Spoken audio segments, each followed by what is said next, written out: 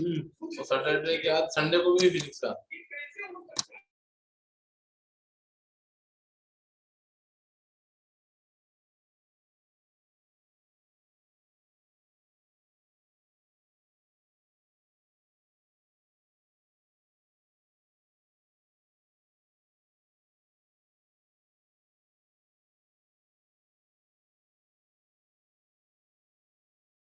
So that's what is taking him, making him late. So we can start the session. Even the attendees have joined, the students have joined. So Okay. we can, whenever he joins, we'll just introduce him. The second speaker has not joined. Yes, Mrs. Sahil has not joined. Amit sir, we can start. Okay. So, good afternoon to one and all. I, Dr. Amit Joshi, the MC, along with my colleague, Professor Ritika Sharma, welcomes you all at the first plenary session of Pravah 2021, the fifth National Media Conclave on role of digital media and cultural transformation, organized by the Department of Journalism and Mass Communication at Shri Vaishnav Vidyapeeth Vishwavidyalaya, Indore. For the first plenary session, we have the eminent panelist, Dr. Sumit Narula, Director, MIT School of Communication, joining from Gwalior, Madhya Pradesh. And we are waiting for Sahil Murli Meghani, journalist and TV correspondent, will be joining shortly from Mumbai. The session will be chaired by Dr. K.N. Guruprasad, Director, Sri Vaishnav Institute of Science. By the end of the session, we are going to have question and answer session. And now, I request Professor Ritika Sharma to introduce our panelist. Thank you, sir. A very good afternoon to one and all present here. I, Ritika Sharma, welcome you all in the first plenary session of Pravah 2021. So, our first speaker is Dr. Sumit Narula. Dr. Sumit Narula is the Director, Head of Institution in MIT School of Communication at MIT University, Madhya Pradesh. He has done PhD in Electronic Media and Conflict Resolution from Punjab University, Chandigarh. He has got 2 masters and 2 postgraduate diplomas to his credit. He has also published 2 books in mass communication, journalism, and edited 8 books. One of his books, Environmental Awareness and Role of Social Media with IGI Publications, USA, has recently been indexed by Clarivate Book Citation Analysis Web of Science and has also published several national and international research papers in journals. He has also been to Dubai, Slovenia, Nepal, Singapore, and Amsterdam for his research work and paper presentations. The core areas for his research are new media, convergence media, media research, fake news detection, peace building, and conflict resolution, etc. He is also the editor-in-chief of the biannual Scopus Indexed and UGC Care listed journal named Journal of Content Community and Communication. He is also the chairman of the recently established Center on Detection of Fake News and Disinformation at AUMP. He has many hands-on training workshops in catching fake, clone, and predatory journals in academics. He is also a Google certified trainer and fact checker. He is also well versed with softwares like SPSS, Smart PLS, Mendeley, and Nivivo 12. Thank you. Now moving towards our second speaker of this session, Sahil Murli Meghani. Sahil Murli Meghani is a TV correspondent and journalist who covers general and political news. He is a news reporter and anchor with 10 years of experience in TV journalism. He is known for his hashtag verified series of stories on various digital platforms, including Facebook, Twitter, Instagram, and YouTube. He started his journalism career from CNN News 18. He covered Delhi riots and was the only one source who provided the perfect casualty rate. He is also awarded as Best Young Television Journalist Award. Thank you. Now I hand over to Dr. Amit Joshi, sir. Thank you, Ritika madam. Before I request session chair to take over, I would like to present his brief introduction. Dr. K.N. Guruprasad is presently working as the director of Shri Vaishnav Institute of Science under Shri Vaishnav Vidyapith Vishwavidyalaya, Indore. His profound research experience includes supervision of PhD works of more than 25 students. He worked as a principal investigator in projects of University Grants Commission, Department of Science and Technology, Department of Atomic Energy, Indian Council of Agricultural Research, Council of Scientific and Industrial Research. He visited various places as a scientist, among which the prominents are JSPS, that is Japan Society for the Promotion of Science, Kobe University, Kobe, Japan, between 1990 to 91. From 2009 to 2011, Department of Science and Technology and Russian Foundation for Basic Research, Moscow University, Moscow, Russia. He is also a member of National Assessment and Accreditation Council. He has more than 35 years of experience in teaching postgraduate courses like MSc and MPhil and PhD programs in life sciences. Last but not the least, he has got more than 90 research publications and still furthermore in the pipeline. So over to you, Guru Prasad sir. The session is all yours. Thank you. Thank you, Dr. Amit Joshi, for the introduction. The conclave chair, Dr. Santosh Dhar, our guest speakers in this session, Dr. Sumit Narula, and also Sahil Murli Meghanani, who is yet to join our session.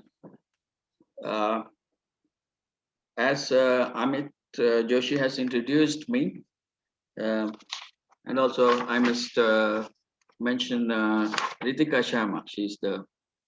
She's also part of this session as a reporter. As Amit Joshi mentioned, I am much away from journalism, but still enjoy these sessions, and also much into pure science work.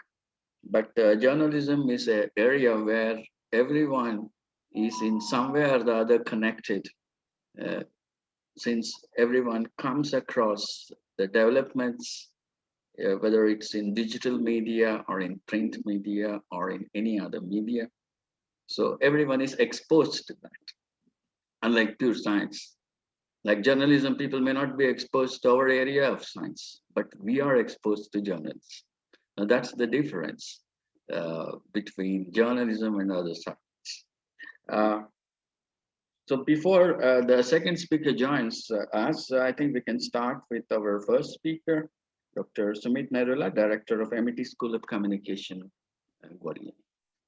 May I invite the speaker to start his session? Over to you, sir.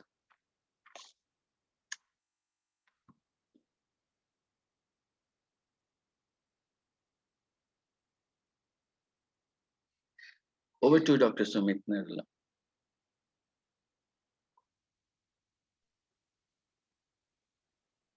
Sir, am I audible, sir? Yes, yes, please. Thank you, sir, for giving this to all the organizers, to the young MC which just introduced my profile, and thank you to Santosh Dhar sir and to everybody for giving me this opportunity. There are a couple of points when I saw the whole plan of yours in my mind, that what should I go for? Should I go for catching fake predatory and clone journals in which I specialize, or should I go for checking into fake news and disinformation, in which I also worked, and I am a Google certified trainer like many others, being certified by the Factshala. So I was in a bit of kind of in a confusion that what should I do and what kind of things should I will be speaking on. So I decided to speak a bit on the fake news and the disinformation, because this is a kind of real topic which is now fascinating everybody. It's now impacting everybody's day-to-day life. There are no presentations. I will be going on the hands-on training. And we have also a center for detection of fake news and disinformation, in which a team of students and faculties, we are working together.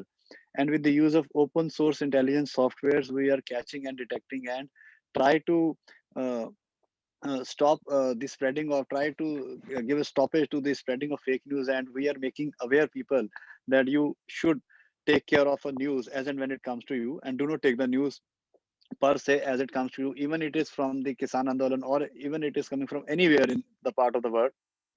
Do not take it per se. You need to check the verification and you need to see that whether that information is true or and what are the sources from where you can check that information. So there are a couple of open source intelligence softwares with me.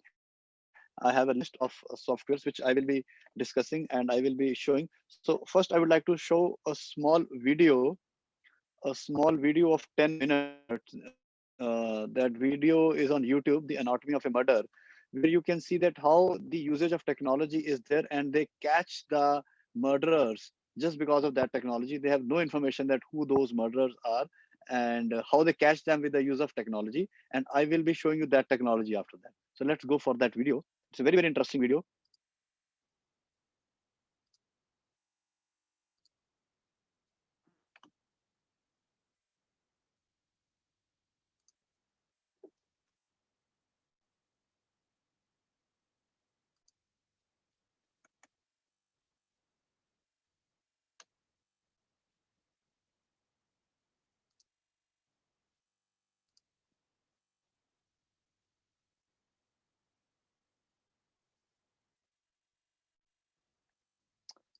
It is audible na for everybody. I just stopped it. उससे पहले audible था. No, sir, it's not audible. Now, is it audible? No, it's not audible. Right second. I'll just stop share and I will reshare my work. Okay, here, USB camera, video settings.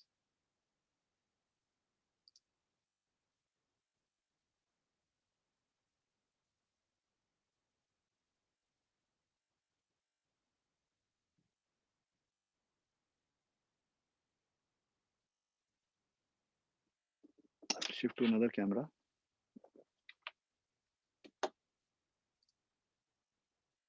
I will shift to this camera now, and then because this voice will come to you and then only you will be able to do it. Okay, I'll just Sir, check may the video I settings. share it from my side? Yeah, just 1 second. I'll try for the last time, and then we. So you can see this this video. But the sound is not there. Yeah. I'll just play it again.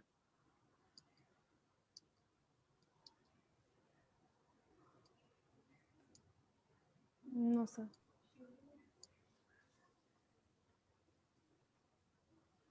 No, the audio is not coming.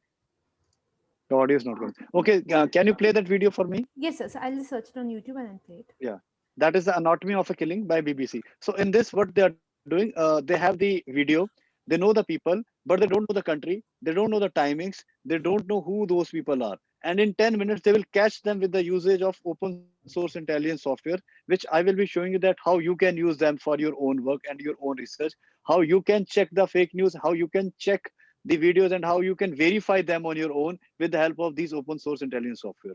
So now onwards, the students, those who are listening to us, those who are watching us, will be able to see that now they are kind of not the specialists, they can kind of beginners in the field of this. Yes, go ahead. These women and children are being led to their deaths. The soldiers accuse them of belonging to the jihadist group Boko Haram.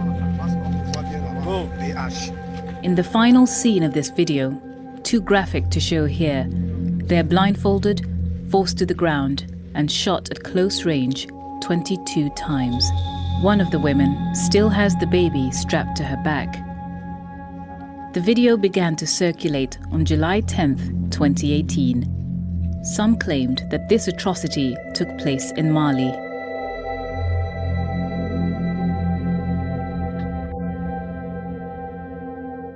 But others said it was filmed in the far north of Cameroon, where government soldiers have been fighting Boko Haram since 2014. The government of Cameroon initially dismissed the video as fake news.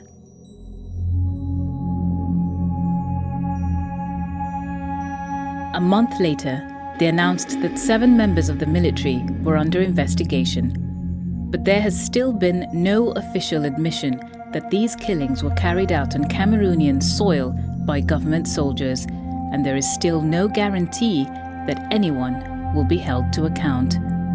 So how can we tell what really happened here? Over the next few minutes, we're going to follow these women and children on the short walk to the end of their lives, and to glean from this video the clues that tell us where this happened, when it happened, and who is responsible for this atrocity.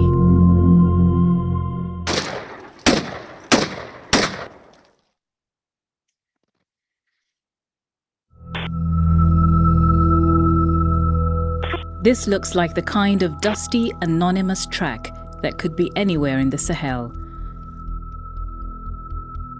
But the first 40 seconds of the film capture a mountain range with a distinctive profile. We spent hours trying to match this range to the topography of northern Cameroon. And then, in late July, we received a tip-off from a Cameroonian source. Have you looked at the area near Zelevet?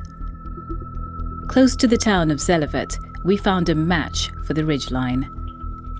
It places the scene on a dirt road just outside a village called Krawamafa. A few hundred meters away is the border with Nigeria. The video also reveals other details that can be matched precisely to what we see on the satellite imagery. This track, these buildings, and these trees. Putting all this evidence together, we can say with certainty that the killings took place here. Less than a kilometer away, in Zelevet, we found this compound and identified it as a combat outpost used by the Cameroonian military in their fight against Boko Haram. We'll come back to this base later. Exactly when the killings took place is, at first sight, harder to say, but again, the video contains clues. This building is visible on satellite imagery, but only until February 2016. The murders must have happened before that date. Satellite images also capture this structure. The walls surrounding it are present in imagery dated March 2015, but had not yet been built in November 2014, giving us an earliest possible date for the atrocity. The video also reveals this footpath, a path that only appears in the hot, dry season between January and April. There are other, less obvious clues in the video. As they lead these women away, the soldiers, like moving sundials, cast shadows on the track. A simple mathematical formula tells us the angle of the sun in comparison to the horizon. We can also see what direction the light is coming from. When we add this data to our location, we can get a precise time frame for this event. The killings happened between March 20th and April 5th, 2015.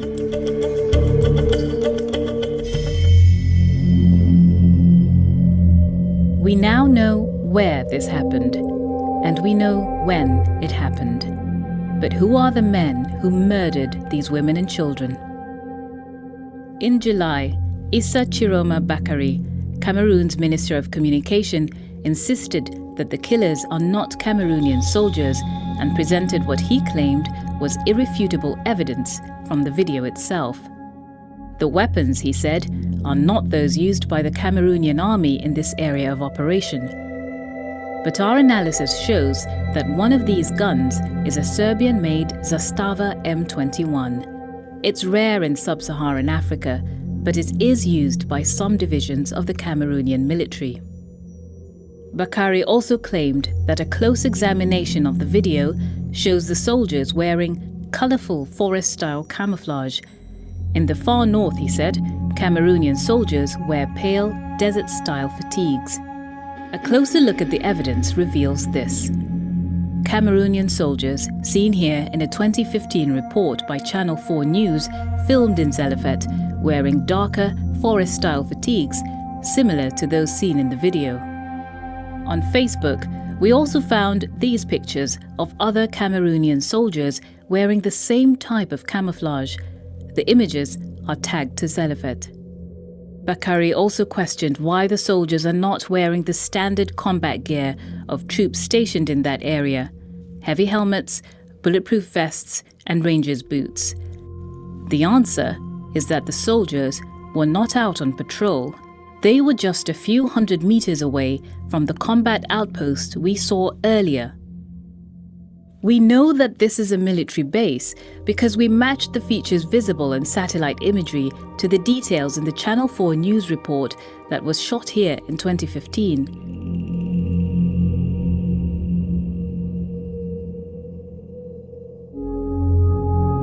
In August this year, an Amnesty International investigator spoke with residents of Zelefet who had been displaced by the fighting to a nearby town.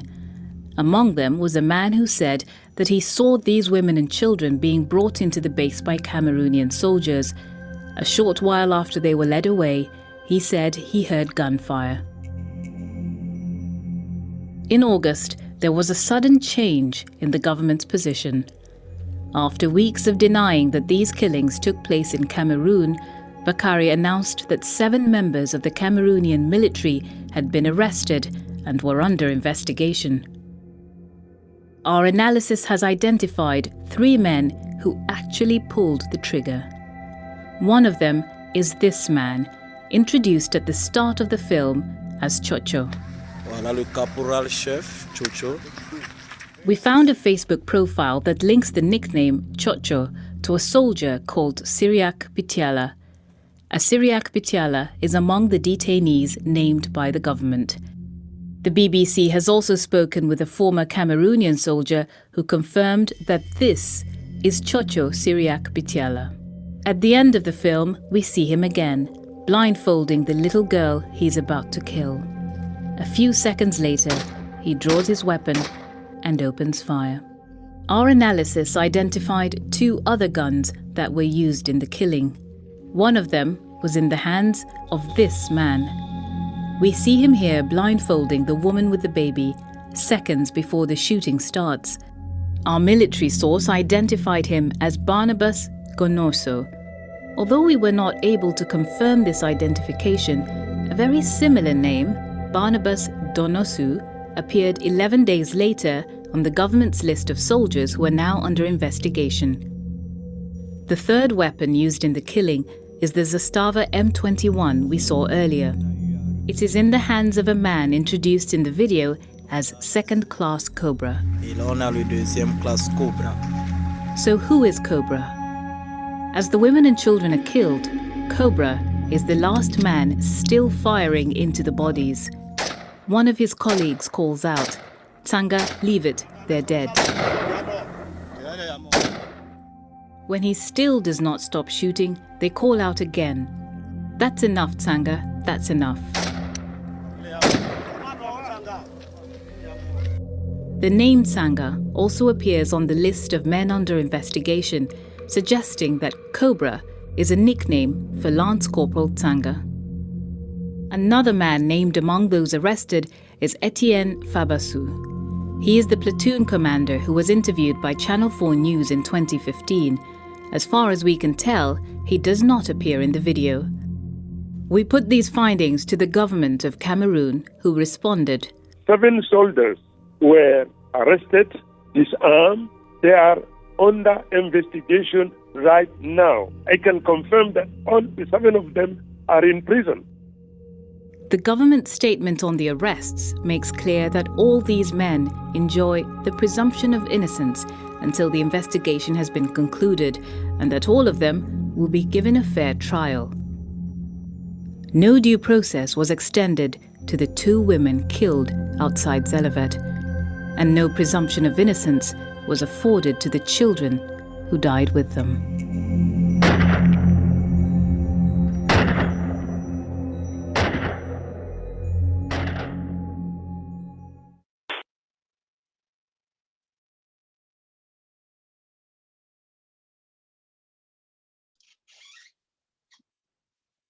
Right. I think you've seen the video. You've got the idea that I wanted to say something, that there are some softwares that now we will be discussing. I will be showing you a couple of softwares, open access, with which we can also become a kind of investigator in the form of truth, that we can find the truth in terms of videos, audios, and this verification can be done by the students of journalism and by all the people, those who are there with the handheld devices with them.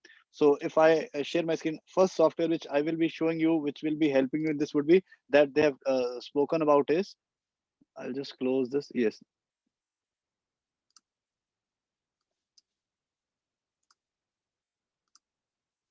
The first one in which they have spoken about is, can you see my screen, everybody? Anybody can speak? That is Peak Finder.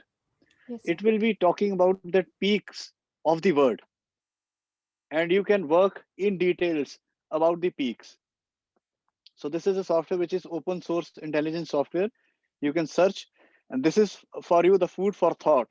I just cannot give you the details right now because we have lesser time, and other guests might have also joined. So this is the first software that you can work upon, that is Peak Finder, and you can find about the peak you're looking for. Right? My internet connection is not fine here. That is why I think it's not opening, but this site will come, and it's a very, very good site for you to work. So I have written Himalayan range. So let's see if it comes here. Meanwhile, there is another software that is called Sun Calculator, which tells you the position of sun, which they have just shown you that how you can calculate the time with the shadow precision and all. So this was a software that they have used. If you write Indore or Gwalior, you can go to Indore, you will be knowing the exact position of the sun at this time now, right? So on the same way, we have moon calculator also. This is also the food for thought for you. So you can understand and read more about this software as and when you explore this software more and more. So this is another one. And then we have one more software, that is Google reverse search, that is for images, Google reverse image search. For that, we will first reverse search an image, and I will tell you how to do that. And then we have other softwares also. So first you will go to images.google.com. So this will be the main page, and here you will get a camera. Now you can search anything by image, image by image. आप image को image के साथ ही search कर सकते हैं. Otherwise that was not easily possible to search an image with an image. So what we'll do, we'll click on this camera. We will upload an image, choose file. I have a couple of images for you, the morphed images, the data I have, just to show you or do this exercise. You can put any image, but I have a specific image for you to put that here. Yes, this image we can put it there.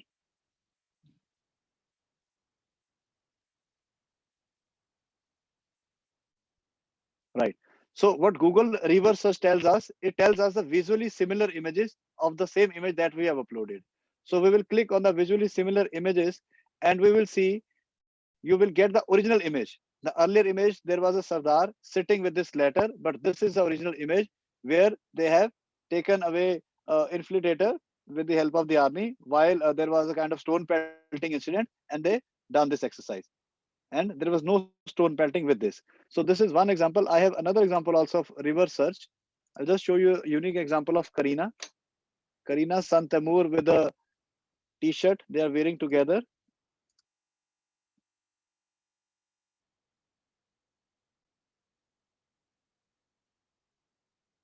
Here it is.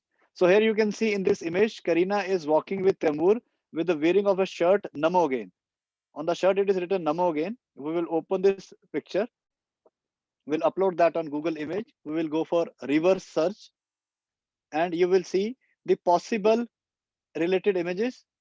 And you can see it is written here that Photoshop, Tamur Ali wearing Namo again, it's a Photoshopped image. You can go to visually similar images also, but you can see that it has recently been debunked by many of the news channels and the news websites, that this is not the original picture. So for that original picture, we can go to more. We can go to page 2 also. Right? So everywhere it is being debunked. You need to just go through to various websites and to go through various things of the related area in which you can find them.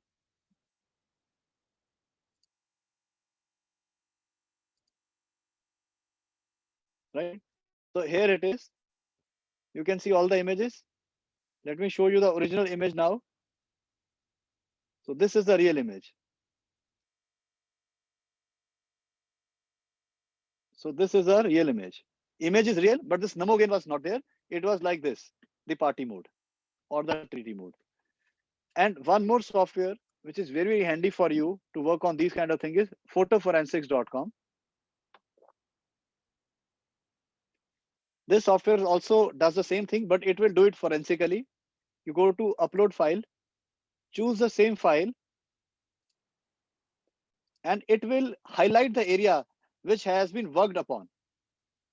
This picture per editing or just area में editing करी होगी, that will be highlighted. So here you can see, forensically you can see the highlighted area, right? So the picture is highlighted here because the most of the work has been done here on this picture. And then you can have an ELA also. This is ELA. You can go to metadata also, and you can go to digest also, and many other activities you can done on the same software. I will show you one picture. In that picture, I can tell you the making of the camera and the making of the software also in the same software.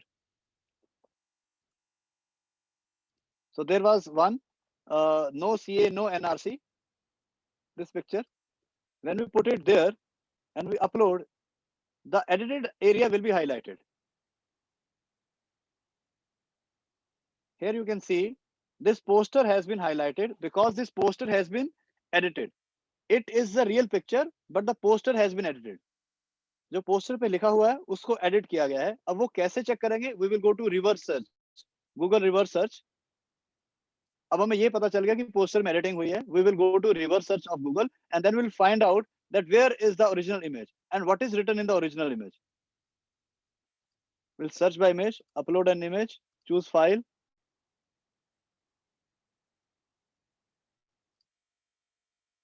Here it is. Open. And here are the visually similar images. So when you click on the visually similar images, you can see that what are the real images and what are the fake images. So you can see, so the real images are here. This is the real one. This is the real image. मासूमों पे लाठी charge हमसे नहीं हो पाएगा. And most of the things can be found easily on the internet only with these small exercises. Right? We came to know that this chart has been edited, and then we can see that where is the original one. And there are other softwares also. One is photo forensics. Then you have TimeEye. That is also free, open access software. Billions of images are stored here. You can check them. Reverse search image, paste or enter image URL, and you can see the software. Right? You have Revi also.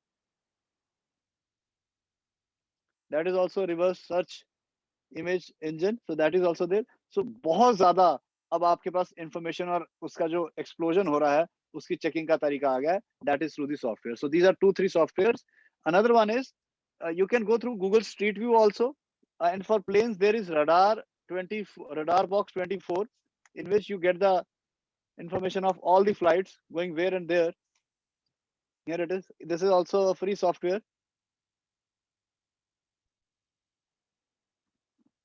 Right? So these are the active flights which are currently working, in the air now. So you can check the name, the number, everything. They're asking for the location, which I'm not giving them.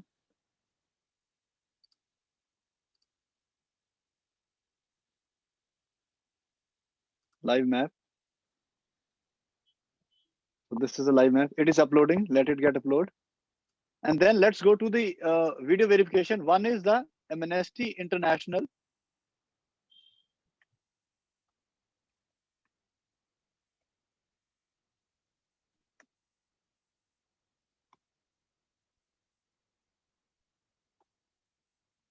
Here it is. citizenevidence.amnestyusa.org. You can put the URL of any video of YouTube. It will give you the information. So if I would like to check the same video, it will give me the information. The next one, the same kind of link can be put on InVid also. That is also a video project. Here also you can check the details of the video in InVid. It is also a very, very big project. Very European countries are working there, and you can get to the details of all the videos that are there. If I would like to show one, if it is there, so you need to add the plugin. And after adding the plugin, you can check any videos information, right? And some of the fake videos which are being debunked here. And then we have one more organization in which you can follow. That is firstdraftnews.org. Most of the people are now working in this area, and they are going for the advanced Google Map tricks and other things. So just a small video of 2 minutes, if the sound comes to you.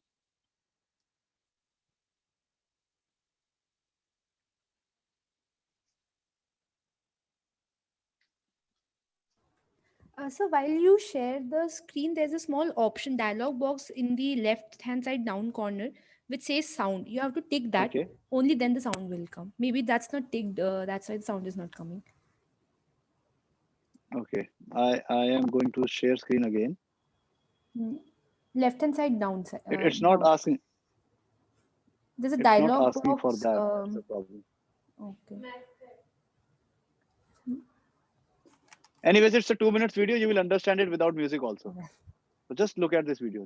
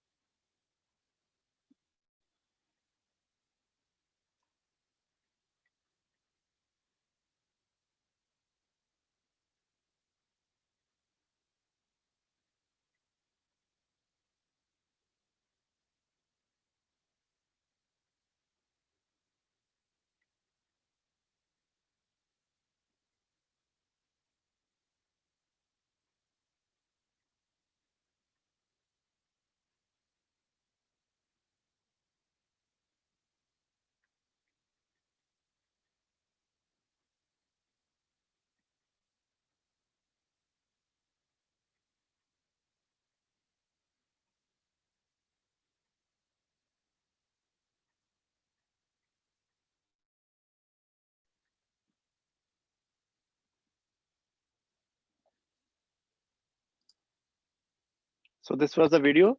So in InVid also, in Maps also, you can search and research on the area. These are some of the tricks. There are other videos. So you just go to firstdraftnews.org for your students. And these are very, very, very benefited resources being made for us. I got these resources from Google when I went there for 15 days of training in December 2019 in their Asia Pacific headquarters at Singapore. And after that, we started our center, that is cdfnd.in. This is our center on detection of fake news and disinformation. And I am running this center with a team of 15 students and 4 faculties, where we are training everybody into this field of fake news and disinformation. I was recently being the keynote speaker for decoding the predatory journals. We are extensively working in the field of predatory and clone journals also. And we have caught around many journals and saved the lives of the researchers. So this is digital forensics and clone journals and other things that you all can work, and we all can collaborate and work together.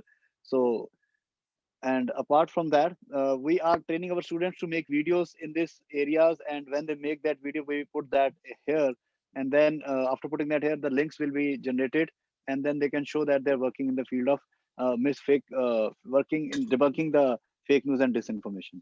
So the videos are there in which they debunk the fake news with the help of these software. Some of the videos are there which you can watch later because my internet might not work.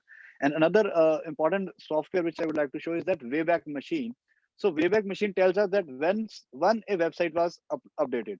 Sometimes people say that their website has been updated and you don't know when was it updated, and they just remove that older material. So no, now you can check them. You can put any website here. Like if you want to check the website of our own university, that is mit.edu.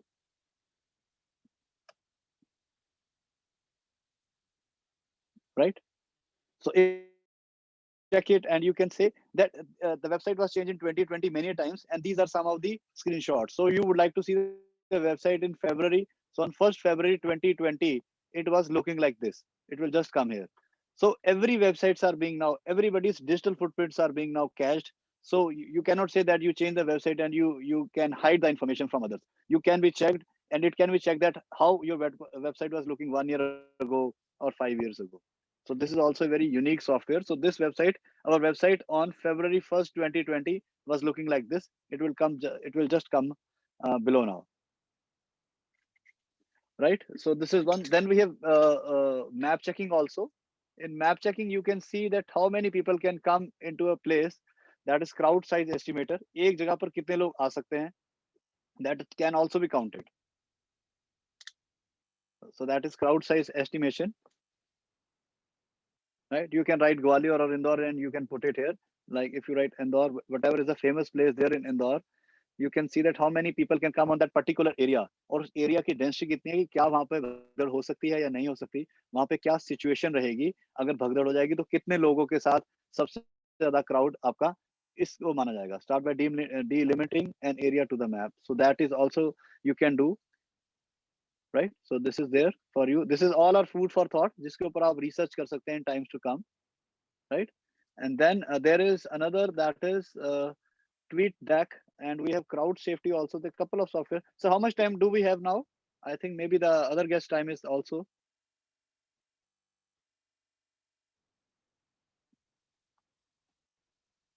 So we have TweetDeck also. So you can This is for Twitter. I have 5 minutes now. Yes, sir, you can continue. Right, so this is TweetDeck. You can see your home, your notification, your messages, your trending, everything on TweetDeck. You can download this and can utilize. Go for Twitter Deck, TweetDeck. Only platform which gives you all the things on one page. You can see everything is written on here, one page. Right, your notifications and everything. That is for you, TweetDeck. This is the map checking, and this was a web archive. And then we have who is domain tools to check the making of a website. This tool will check you that when a particular website was being made. जो clone journals को हम पकड़ते हैं उनकी website check करते हैं कि कब बनी है. They say that they are in UGC or in Scopus, but at the end of the day, they are the clone journals. And when we see the making of those websites, we see that these websites are only 300 days old, 1 year old, or a 6 months old website. But in Scopus, you need to have 3 years of standing online. Only then you can apply for Scopus and can get into Scopus. So that is how we check these journals also, through the domain name, that is whoisdomaintools.com. So if I give you one example of this website, that is shabdbooks.com, it will give you full information about that website. Then from where this website is working, who is the owner of this website, and what are the domain tools and everything. You can see this website. It is 385 days old only, made in during the lockdown days. And this website says that it is in UGC care and all, but that's not a possibility, because to reach there, they need to have around 700 days of standing, or around 900 days of standing. So it says only 358. So that is also a case of cloning of research journals and fake news and disinformation. And then the last one is Osnid MC Invid. So let's check a video also. If you say, I can do that for you also. If I just try to see. Now I can optimize for video clip. I got this option, ma'am. Optimize for video clip. Here it is. So now it is optimized. So I will just show you that video. It's a very interesting video. There's one more video of that level. I'll just show you that, because now I've optimized the system.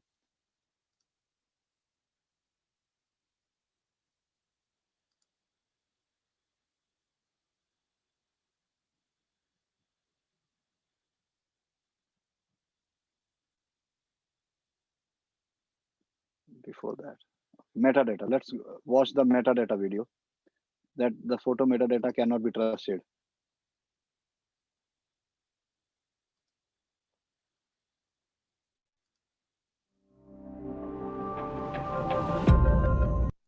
Now, can you hear the video? I just stopped it before. Yes, Yes, sir. sir. Sir, please go ahead. Right.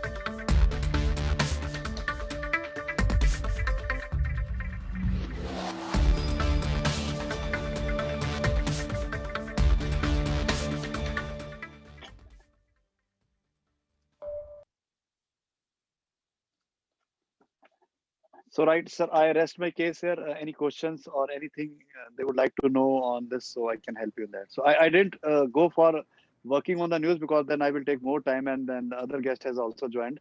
So let's listen to them also. So that is why. Thank you, everybody. Thank you, the organizers.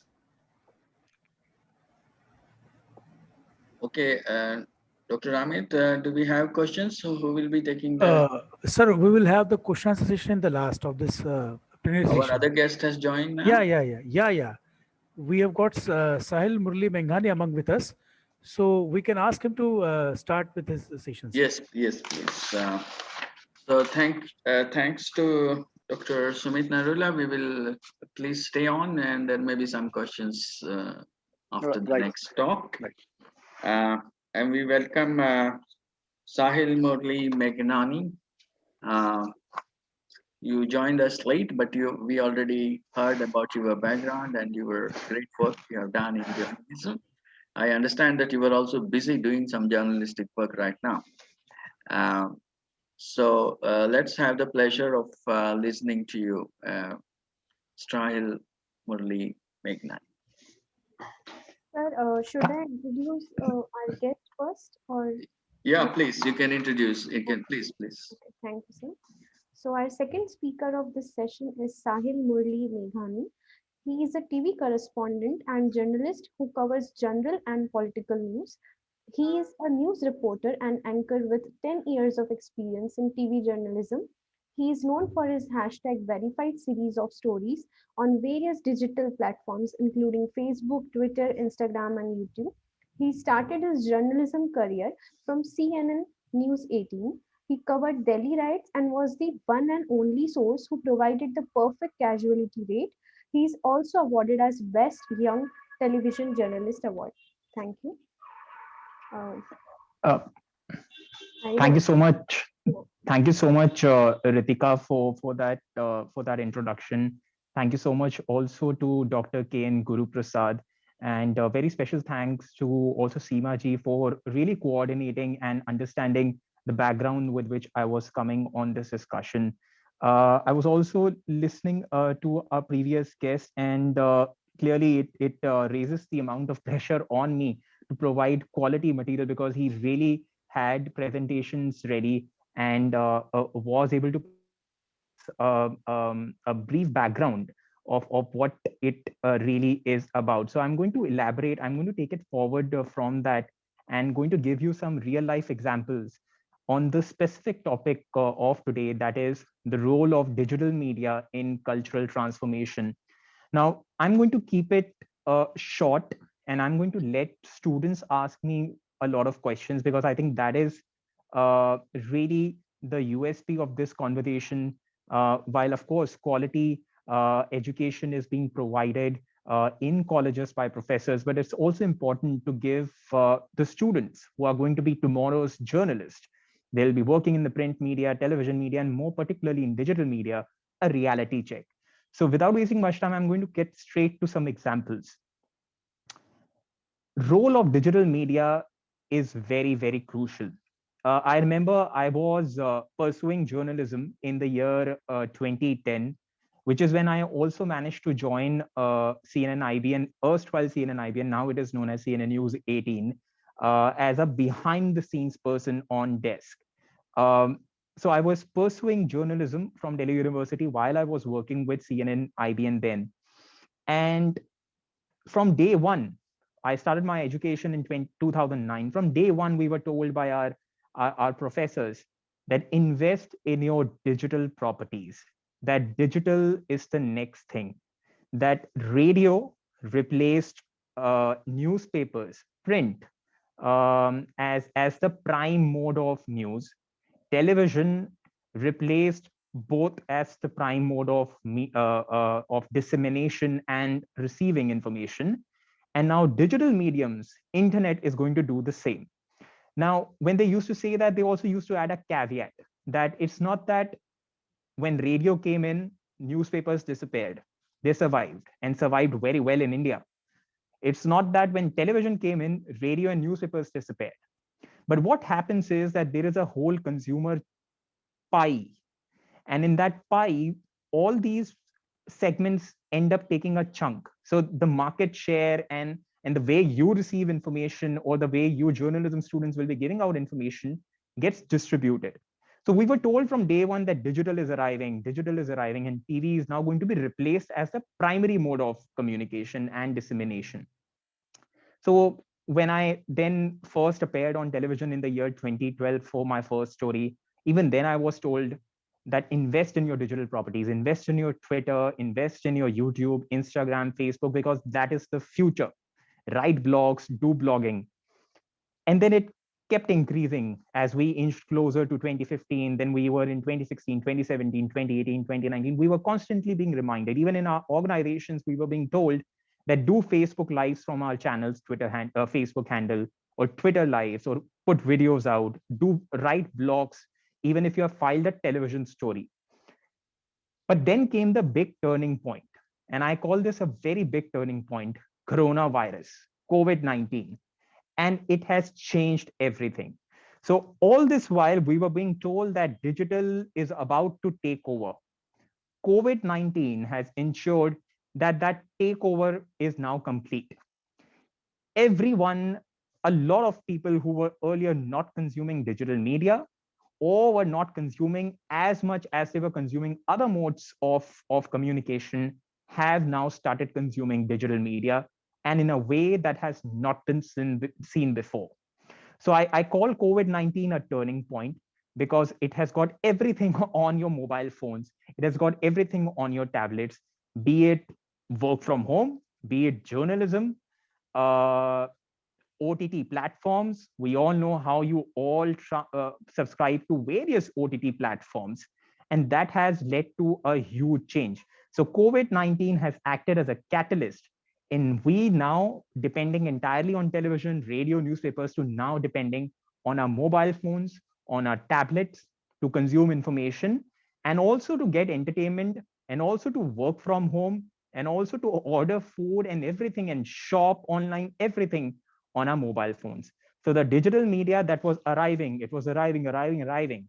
It has now arrived and has now replaced uh, television, I would say, as the primary mode of communication. And why it's clear now more is because you would have read about the TRP scam that happened recently, and we got to know how we were being told that the entire nation is watching television, whereas the reality is that the TRPs are fixed, and there's a scam, and advertisers are cheated. So I'll come to that later on. But first of all, I wanted to say that COVID-19 was the turning point.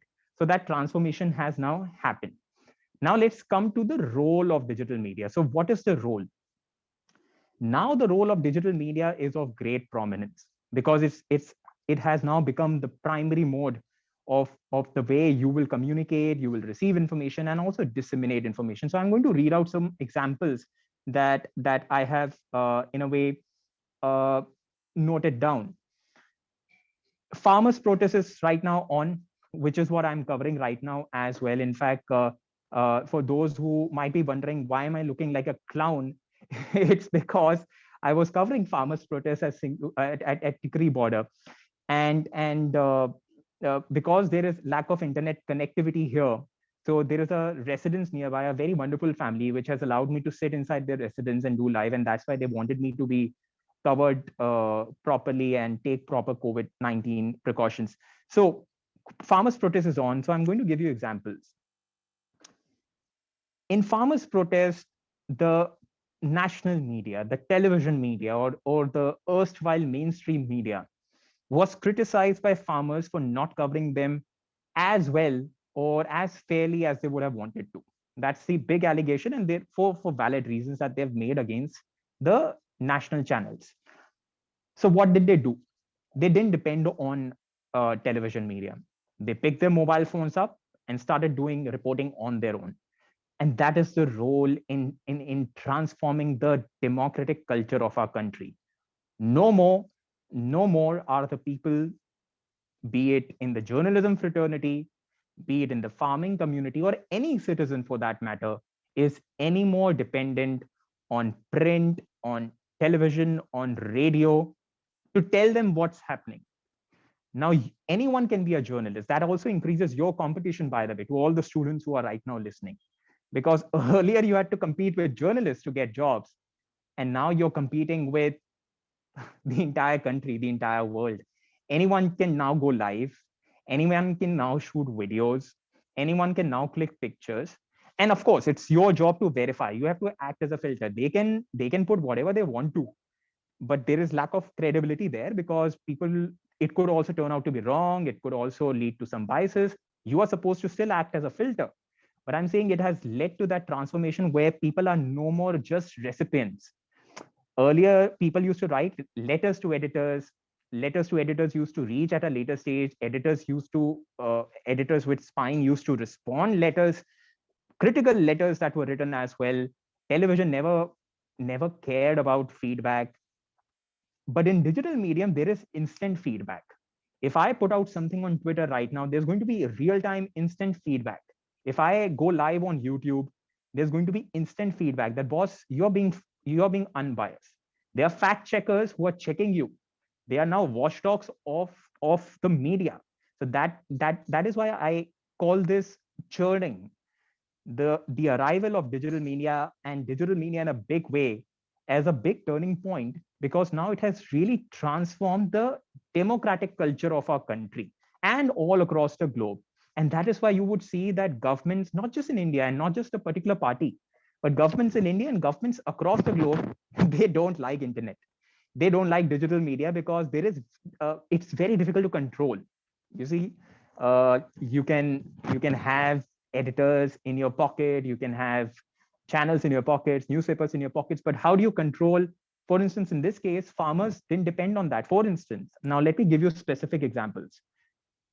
Kisan Ekta Morcha formed its Twitter profile, formed its Facebook profile, formed its YouTube channel and Instagram channel.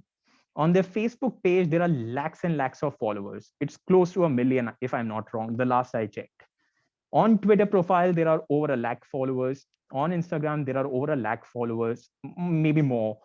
And similarly on YouTube as well. So they are now no more depending on the conventional media sources to disseminate. Whatever happens at Singhu border, Tikri border, because they have a room there, which is only allowed to be used by a communication team of the United Farmers Front, which is the official body of farmers protest, which cannot be used by anyone else. So what they do is they go live. Their leaders go live. Whatever they want to say, they go live. On Jan 24th, 2 days before the tractor rally, at 10:30 p.m., at around 10:30 p.m., our quote-unquote 24/7 news channels had shut shop. Most of them were either about to get done with their last debate. As you know, post 5 p.m., there are just debates on television channels. So at 10:30 p.m., most of the channels had either shut shop, they were on recorded shows, or they were doing their live discussions. And there is a big development that happened at Singhu border. Farmers caught a man, allegedly, who was trying to do, according to the farmers, he was sent there to attack farmer leaders. They had caught him and brought to a press conference. Now, none of the channels were live. So what did they do? They went live on their YouTube channel. They went live on Instagram. They went live on Facebook and started sharing small videos of it on Twitter. On Twitter is where I also broke that story. At 10:30, 10:40 p.m., when the entire quote-unquote national media 24/7 channels had shut shop. It wasn't on any channel, but the story went viral. It created a huge stir happening just 2 days, just hours before the tractor rally. And that was, for me, a very powerful example how the media culture, there has been a big churn in that people are no more now dependent. And even the receivers, it's not just people who are disseminating.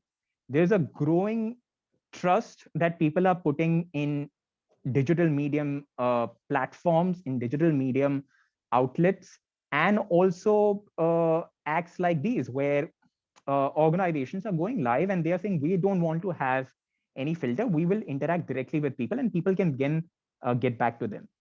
Another example from farmers' protest again. Songs play an important role in our culture, right? And earlier, we used to listen to new songs either in movies or they used to release in on channels like MTV or Channel V in our generation. So that's where we used to hear new songs. Now, in farmers' protest, there are singers like about whom you or even I didn't hear about before. Ajay Hooda, local Haryana singer, Kanwar Grewal, a local Punjabi singer. And then they didn't wait for their songs to be put on channels or release under big banners like T-Series, which controls a huge market of the digital medium. They just uploaded farmers' protest songs on their YouTube channels, and the song has their songs have got crores, not lakhs, crores of views, and has become the anthem of farmers' protest. So you see the difference. Now, both, and these are not journalists. These are not journalists. These are artists. They of course are in the media industry. If you look at the overall media industry, but they are also now no more dependent. So I'm saying, even look at how it has digital media has broken the barriers. Everyone is talking about the hashtag, and I'm sure everyone here is aware of it, Pauri Ho Rahi Hai, which has come in from Pakistan. It's gone viral. So imagine, could you imagine in the year 1990, or even in the first decade of the 21st century, something happening in a faraway land? Pakistan is not really far, but still something happening on the other hand, and in real time, it is also inviting reactions from India. So the borders exist, but the digital borders have been demolished by digital media. The virtual borders do not exist anymore. And that is a big churn. So that is the third big transformation that digital media has brought in.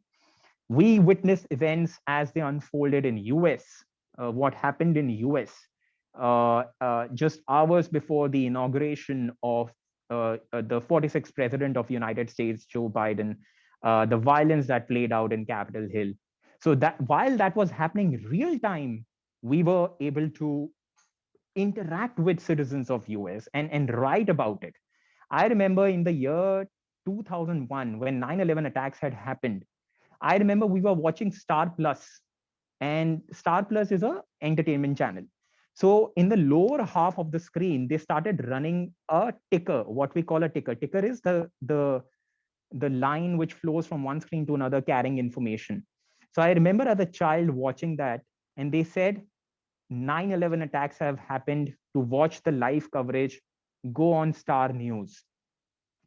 At that time, we just consumed information. We could not react to it. We could not reach out to people. We could not hear from the voices on the ground. We were dependent just on Star News or international channels if someone had subscription to. Compare that to Capitol Hill. While the attacks are different, the nature and the reasons are different, but I'm saying this time we were looking at live videos. Senators had gone live from inside Capitol Hill. They were putting videos from inside. So we were just not dependent on international networks like CNN or BBC or even our channels. Well, our channels had once again shut shop, because while they call themselves 24/7, but they are not 24/7. So we were able to watch it live, and that's what I call the third big way in which digital media has led to cultural transformation. That is by breaking the barriers. Borders exist, yes, but they exist on the ground, but on digital platforms they really don't exist. And that is the third point that I wanted to make. Let me now also talk about the changing definition of TV. So when we talk about digital media, we instantly compare it to television, right? And there are many in the audience right now who and in the participants, which I'm sure are thinking that we have to become television journalists, or they are clear that we have to become print journalists or digital journalists. When I was studying, even I wanted to become a television journalist, and there is absolutely nothing wrong in it. Though even I was advised not to become a television journalist because it's a very shallow medium. Print is where maximum work is done or was done. Now it's being done in digital medium, but that's another story. To students, I would like to say that now you need to define television in a new way. Even YouTube is now on TV. How? If you go on any, if some of you have shopped for televisions, new television sets currently, or have bought new television sets currently, you would all know that now LCD, LED are a thing of past. Now it's all about smart TVs.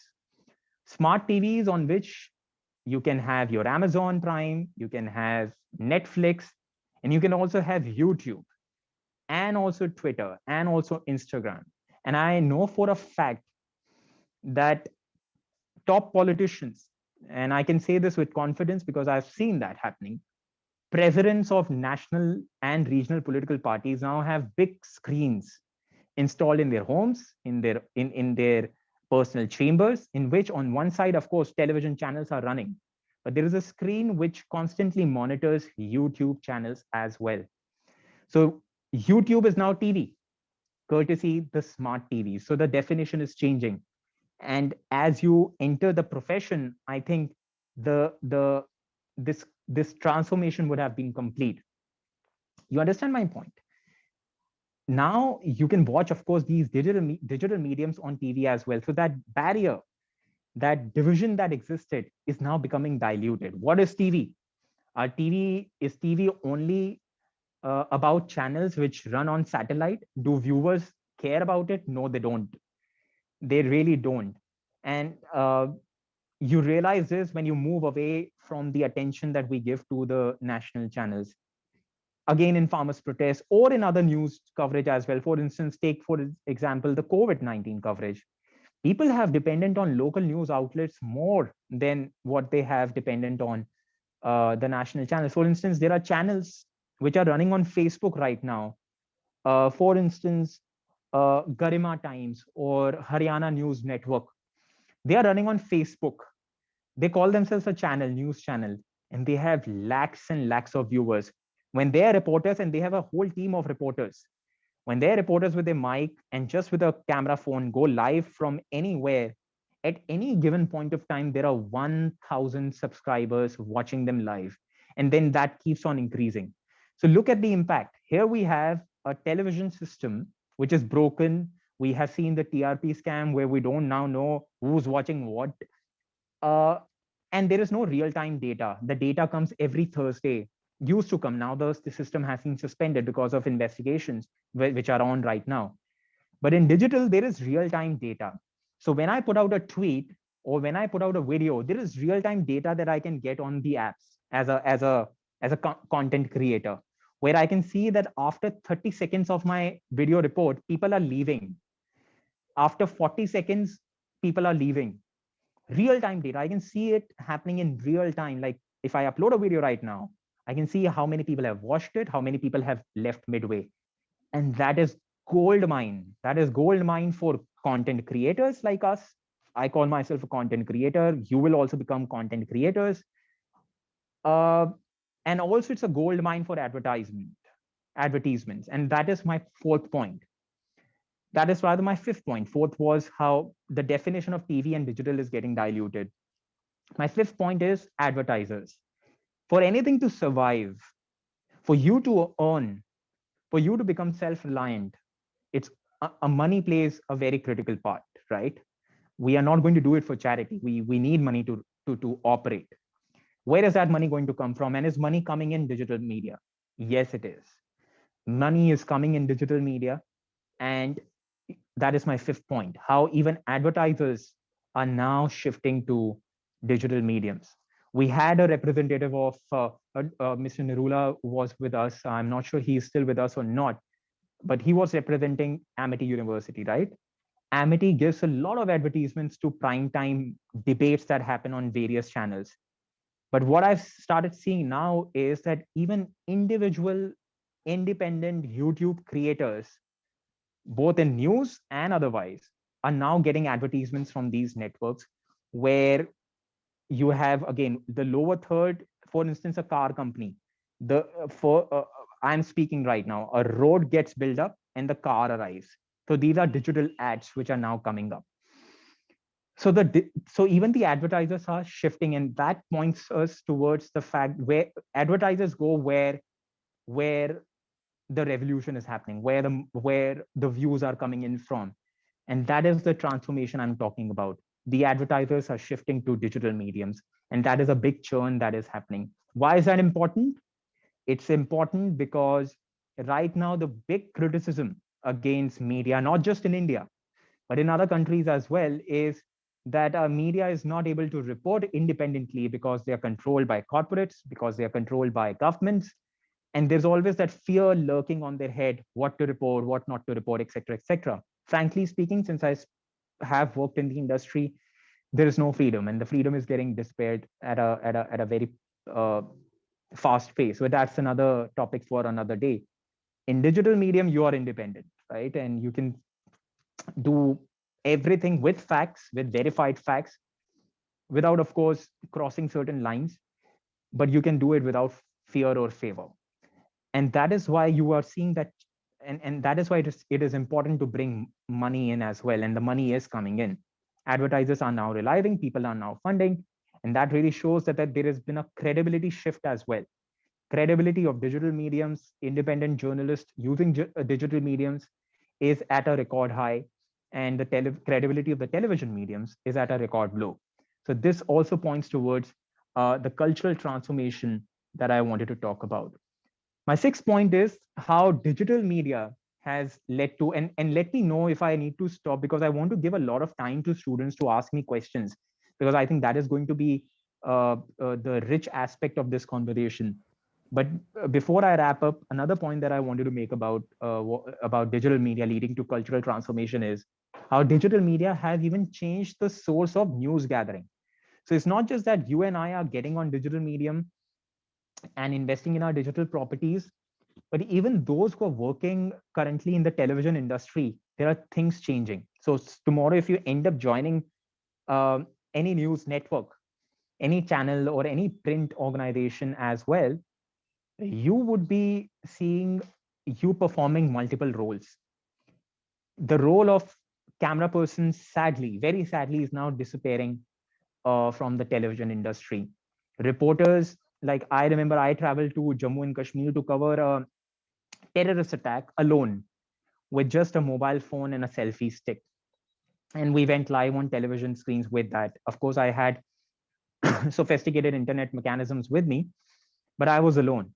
So even now, this digital media is leading to that transformation in the way media works as well, where you are now supposed to be as efficient as any youngster out on the streets with his mobile phone, and the knowledge to go live and do stuff from the ground without any break. So it's also leading to the way news is gathered even in conventional television, radio, and newspaper networks, where because of the widespread of mobile networks, because the internet connectivity in India is getting better, uh, now the role of camera persons is disappearing, at least in the journalism format. Of course, they are flourishing in other mediums like sports coverage, like entertainment coverage, and even feature coverage, which is a detailed format of journalism. But otherwise, uh, you are you are not just supposed to act as a reporter, but you are also now a video journalist, and that is a given. When they are hiring you, they expect you to be ready with all these skills. And that is why my advice to every student would be to be very savvy with how mobile phones work. You don't need to have um, uh, those very expensive mobile phones. You need to invest, be cost efficient, a decent camera, a decent internet connection, a pair of earphones which have a mic, and that's it. You are ready to go. Because the basic principles of journalism, which is to check facts, to inform our readers about what, where, when, how, remain the same. The basic ethics remain the same, that you have to get as many sites and as many versions as possible, and that you have to be objective, not really neutral, but objective in your coverage. That remains the same. But now you're supposed to do more roles and perform more roles, and that is a big change. That had started happening even when I was joining the profession, and it increased its role midway. But post COVID, and that's why I call it as a catalyst in this transformation that has happened, because it has changed the way we work. Now you're expected to do everything. So my advice to students would be on Twitter, be on Facebook, be on Instagram, be on YouTube, and start building your digital properties. It's going to help you a lot. Job offers are now coming on Twitter. International outlets are reaching out to journalists in India, and I can vouch for that through Twitter DMs. If you have put out a report which is good, there are editors who are watching. They are looking for freelancers. They're looking for people who can be cost efficient, where they don't have to bear the burden. Look, the fact is that there is not great amount of money in this profession, right? And people don't want to have people on lakhs and lakhs of salaries and pay their medical bills be responsible for their insurance as well. So they are preferring freelancers. They are preferring independents who can work for them for a story, and then they pay them for a story, and then goodbye Tata, and they see us again when there's another story which is on the horizon. So for those who are in the third year, you still have a year left. You still have some time left. For those who are in the second year, over a year left. And for those who are in the third year, a lot of time left. Build your Twitter property. Twitter is here to stay. Twitter is not going anywhere. And Twitter is where uh, you would build your own brand. YouTube is here to stay. Facebook is also not going anywhere, and Instagram is building up. So my advice to students is, of course, focus on what is being taught to you at your college, inside your classrooms, but build your digital properties. Aim for 1,000, just 1,000 followers on Twitter, just 1,000 followers on Instagram and other platforms, and 1,000 subscribers maybe on YouTube. And you don't need to wait for college assignments to come in. You are young, the adrenaline rush is high, you have energy.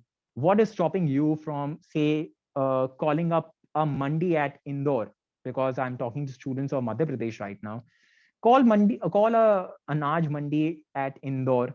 Record a phone conversation with the mandi chief. What are your views on farmers' protest, bhai? And ask him to connect you with a few farmers as well. Take a pro version, take an anti version. Use multiple. There are zillion of apps, multiple apps on both Android and iOS, where you can do basic editing. Put everything together and put it out on YouTube. Give a headline, what the story is about. Give translations. You would learn a lot. And just put it out on Twitter. You never know. Use hashtags. You never know who may end up picking up your story, and that story may go viral, and you may just end up getting 500, 600 followers. They would help you a lot when you are looking for jobs. The way, and it's not a secret, but it's you now becoming known to everyone as well, that job interviews are a thing of past. In the media industry, while job interviews are still happening, there are still references being made, but job offers are coming in your Twitter DMs, in your Instagram DMs, in your Facebook DMs. So invest in those properties. If nothing else, by the time you step out, you would not really be dependent on getting a job. Who knows, if you're really good with your stuff, you might have built a brand for yourself. In the meanwhile, you would also be able to practice what you're being taught in journalism classrooms, and you would enjoy the process. You would really enjoy the process. Once you do it, once you put it out, share it with your relatives, share it with your friends, share it with your seniors, connect with me on the platform, share it with me, and I'll give you feedback. So do try that.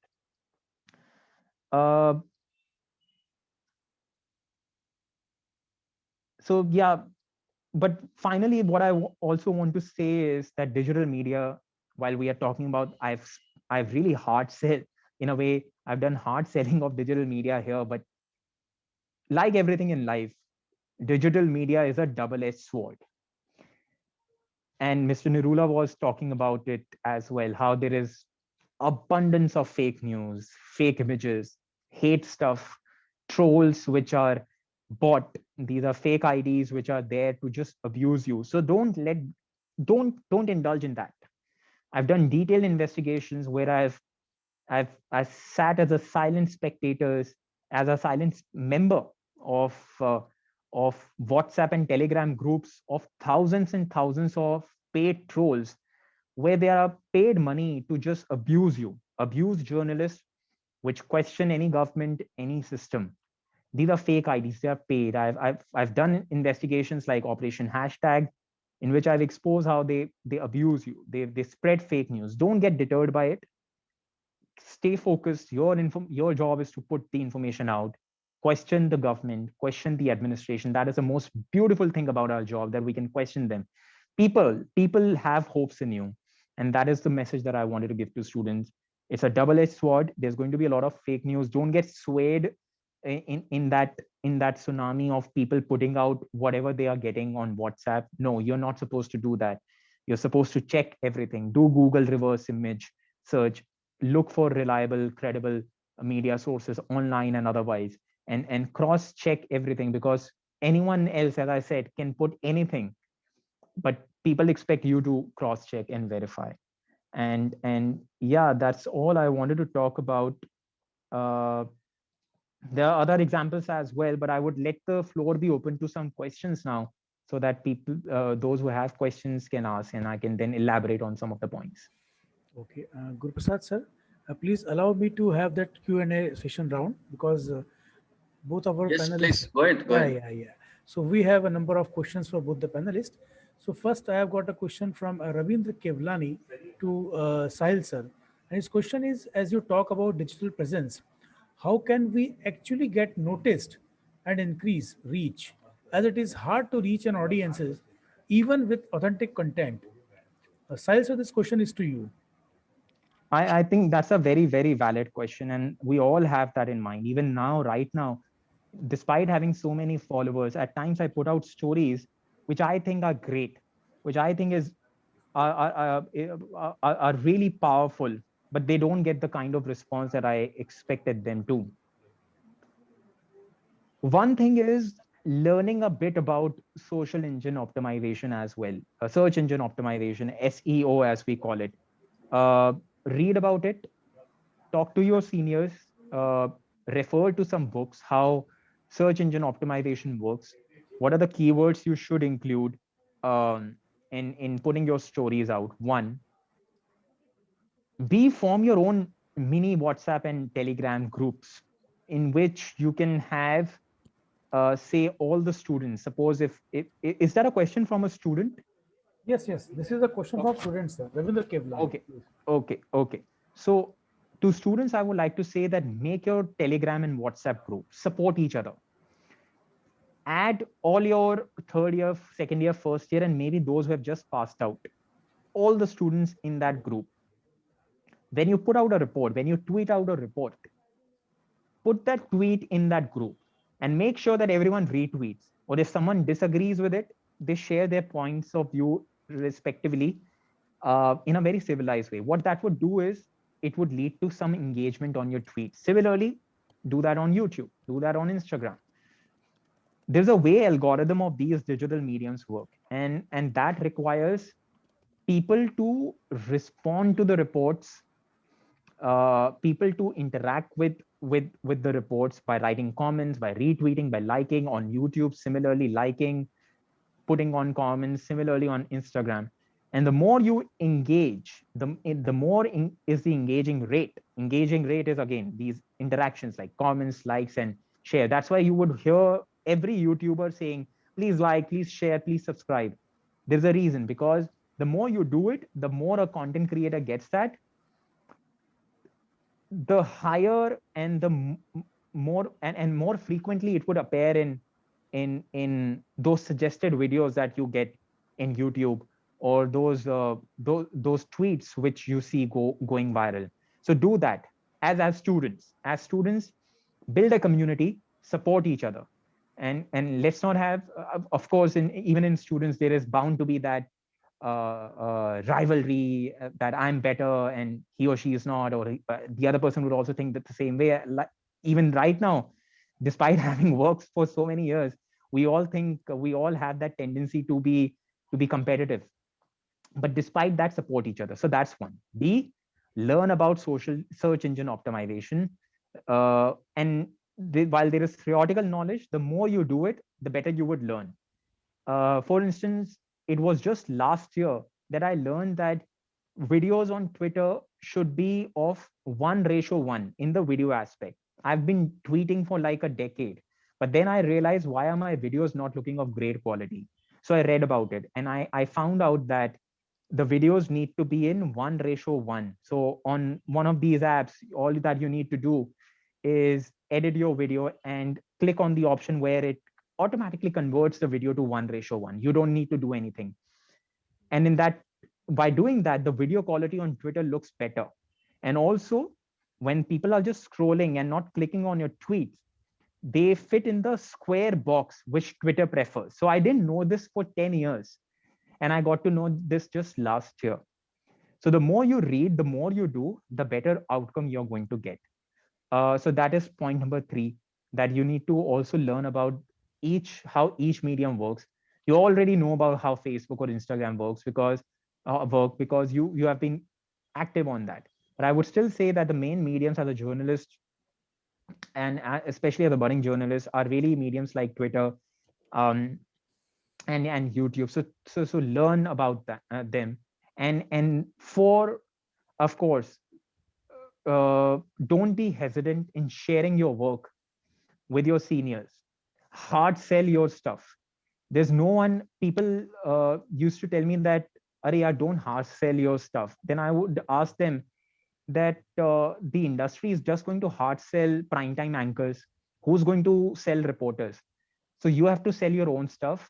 Keep spamming DMs of your seniors कि भाई नहीं आप check करिए आप मेरे को बस feedback दीजिए. Don't even retweet or like, but give me feedback. They would look at your work. That would increase your views. They might share it with someone else. You never know. So be persistent. Be shameless in promoting your work, and be persistent. Thank you, sir. So again, next question to Dr. Sumit Narula, Ravindra Kevlani. As you told about various tools that are being used, do they not breach the privacy of general population, like being able to watch anyone house on Google Maps with Street View and all this thing? Means the camera is peeping into your house now, then how you will? Camera is not going inside, it's just a street view that what is happening on the street. You can reach to the doorstep, but you cannot enter that house. And I think to find some truth, you can, this is a part of the investigative journalism. Sahil has told us more about that. So Sahil must be doing these kind of investigations when he's at the field right now. He's at the Kisan Andolan, and he's been rightly pointed out the facts and figures that yes, there might be some kind of privacy, but that is not there with us, because once we are doing the story, we are serving the nation, we are serving the people from both the sides. If the news media, mainstream media is not helping him, he has his own handles. He's teaching students to have his own frequency and wavelength and working together on telegrams and all. So I don't think it's a privacy breach. We show our eyes, retinas to Apple every day to open the cell phone, and then even the MacBooks are also opened by your retina scanning. So why are you giving this information to them only then?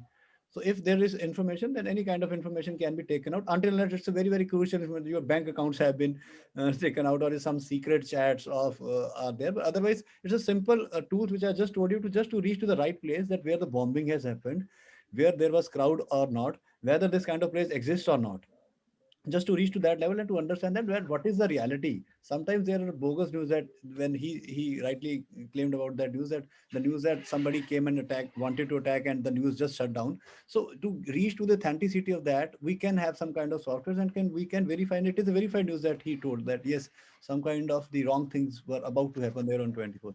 So I also keep an eye on that, but my work is a different work. I'm not in field, but I give respect to the person, those who are in field, because we are helping them from the help of the softwares from here with the Google reverse search, or with the inbuilt software of video verification. And that is why Google has started this fact checkers, and there are around 300 fact checkers now working in India, and we are in close contact.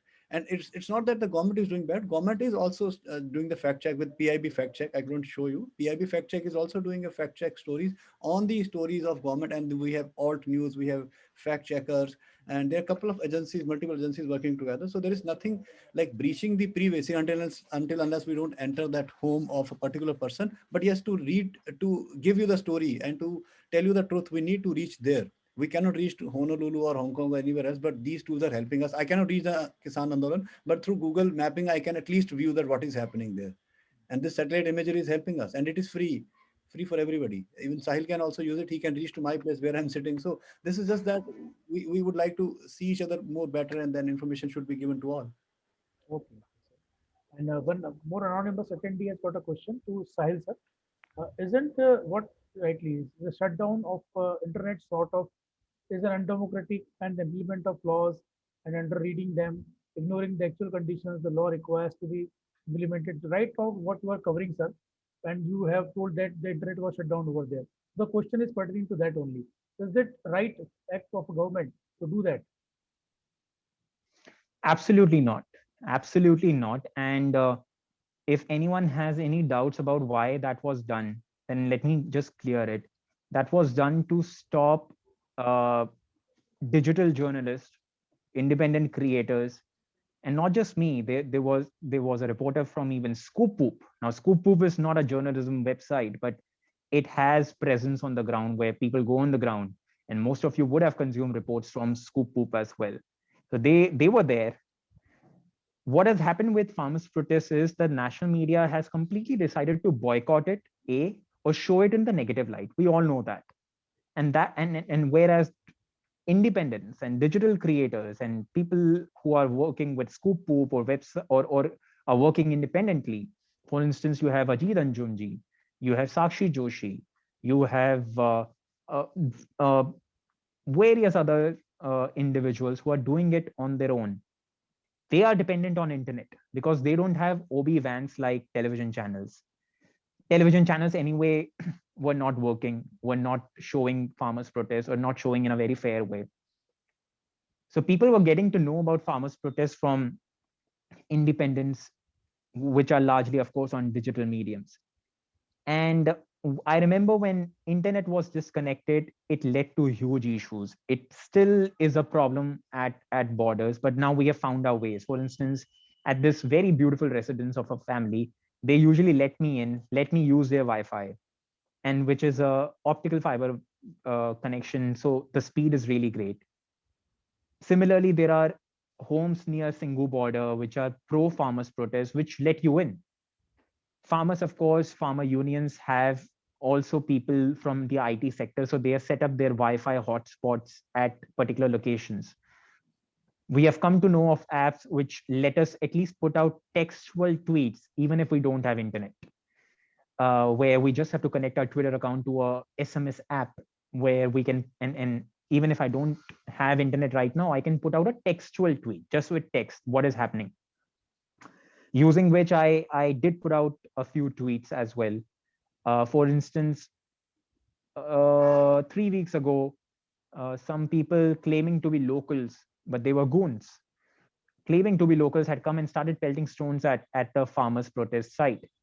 I wanted to upload a video, but there was no internet. So what did I do? I put out textual tweets. At least the information went out, right? So we also are finding new ways to overcome that. But yes, internet crackdown is undemocratic. Of course, they are going to every government, and it's just not in India, or it's just not the central government, but even the state governments. No government likes you. No government is going to like you all, be it the first year, second year, and third year students. No government is going to like journalists or going to put out anything which is inconvenient to the government. And across the globe, we are seeing this practice of governments resorting to internet disconnection. Well, I understand at times you need to disconnect internet because, as I said, everything is a double-edged sword. People, of course, use it to spread fake news.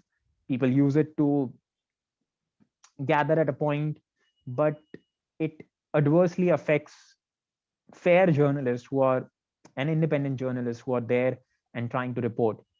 Let me again give you a practical example of how I overcame that, because again, it's all about teaching students about what is really happening on the ground. So one example I gave you, I put out a textual tweet. Second is we come to homes like these where we can upload our stuff. We can shortly upload our stuff. Third, of course, is we record in bunch, we record in large amount, so that we can, on the next day, we can sit at home and upload our videos one by one, work on those videos one by one. So that is how you are supposed to learn this. It helps to have a mobile phone which has a lot of storage space. So I would advise people to, while they think about features like what is your camera's megapixel, how many cameras are there, but also think about how much memory storage is there in your mobile phone, because that is going to help you a lot, especially in circumstances like these where you don't have internet, so you can't go live on Facebook, but you have to depend on your mobile storage.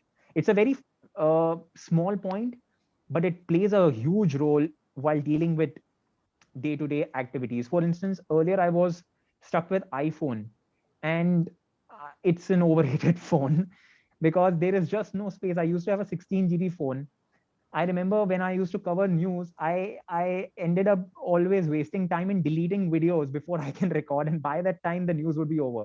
So then I shifted to Android, which gave me 256 GB. Now I can record at leisure. I can just leave it recording, wait for something to happen. If I'm expecting something to happen, I don't have to worry about the storage space. So it's a small example, but this is how we are evolving. This is how we are learning. And yeah, these are the examples. But again, to the question, yes, it's undemocratic, and every citizen, irrespective of which ideology, what you support, what you don't support, should oppose this, because this is a direct attack on you, because digital is the next thing, and digital is what every government, not just in India, but across the globe, is scared of. And that also tells you that if the government is scared of something, then that thing has to be right. Because uh, why is it that governments are not scared of television channels? Because it's with them. There's a reason, there is a term used for that, but because there's a civilized conversation going on, I won't use that term. But there's a reason why the credibility of TV channels and big conglomerates, corporate run platforms are going down, because everyone knows that, well, yaar, ye to जेब में है. So internet is what really scares all the governments, because internet has the potential to bring out the truth, and that is why internet is disconnected the moment the government faces any protest or any inconvenience. Okay, thank you, sir. Sumit, sir, as a journalist, you need to face a lot of criticism. How do you deal with it? Criticism is a part of life. So as a journalist, as a teacher, as a student, it is always there. So even as a politician, everybody is criticized. So I am happy with the criticism, whatever way it is there. So even as a student, you are being criticized for not doing something well in your life. Your family, your friends, your peer group. So criticism is a kind of now common word. Everybody should be ready for that. And even मेरे ख्याल साहिल और अच्छे से बताएंगे. साहिल, मेरे ख्याल से वहां तुम लोग भी क्रिटिसाइज हो रहे होगे. तो ये सब लोग जो भी क्रिटिसिज्म कहाँ नहीं हो रहा सर? कौन सी ऐसी दुनिया है, कौन सा ऐसा बंदा है जो क्रिटिसाइज नहीं हो रहा? So in a very, I can give an answer in very leisure way that it's a part of your life. Try to digest it as much as you can and start enjoying your life. Even then criticism will be there. How can you enjoy this much? So Yes. so there is answer. Criticism will be there, part of your life, like corona has become a part of our Yes, life. yes. So Definitely. just like Okay, so being on Twitter is very scary. As the users there are very hateful. How can we use it without getting mental disturbance from hateful tweets? Again, that criticism is there. So yes, Sahil, sir, would you like to throw some light on it? Sahil is Being the on. best man to answer.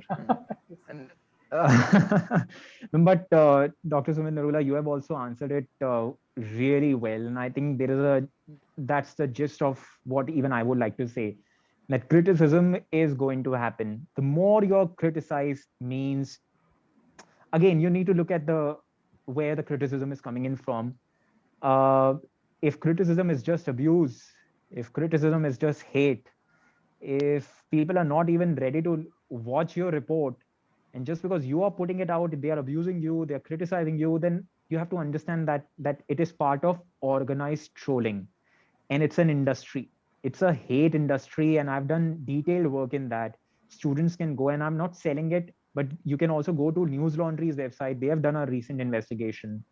uh, you can try Operation Hashtag, which is my investigation. As I said, I'm a silent member of several of these hate groups, which are right now on Telegram and WhatsApp. I keep sitting there and see what is really happening on a daily basis. Their day begins. We have to attack this journalist today, and 1,000 trolls just go after that journalist. At times, I see planning being done against me when I'm putting out stuff. So that's fine. The reason I did that investigation was to tell everyone that don't be scared. Don't go into that negative mindset.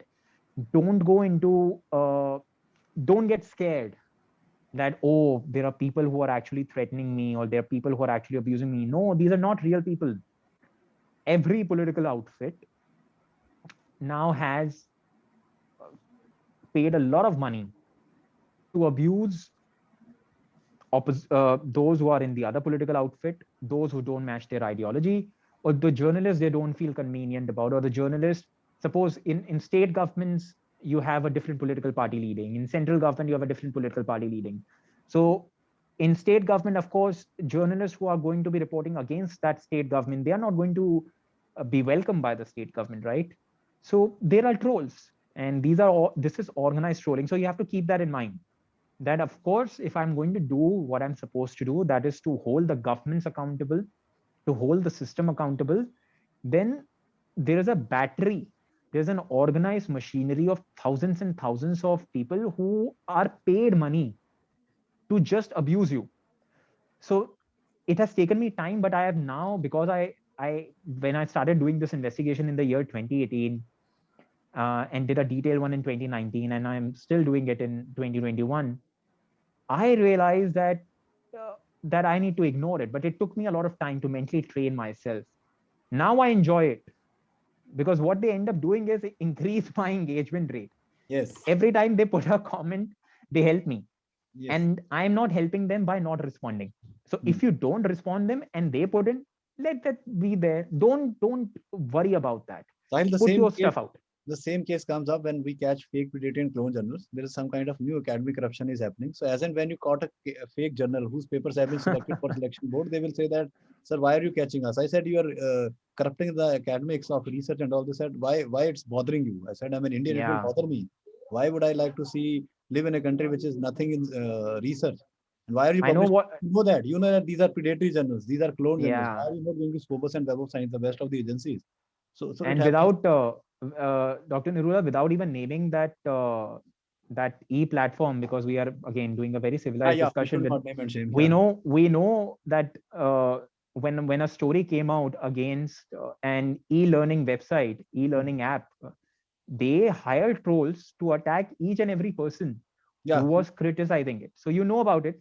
I'm sure people also know about it here. So it's become a part and parcel.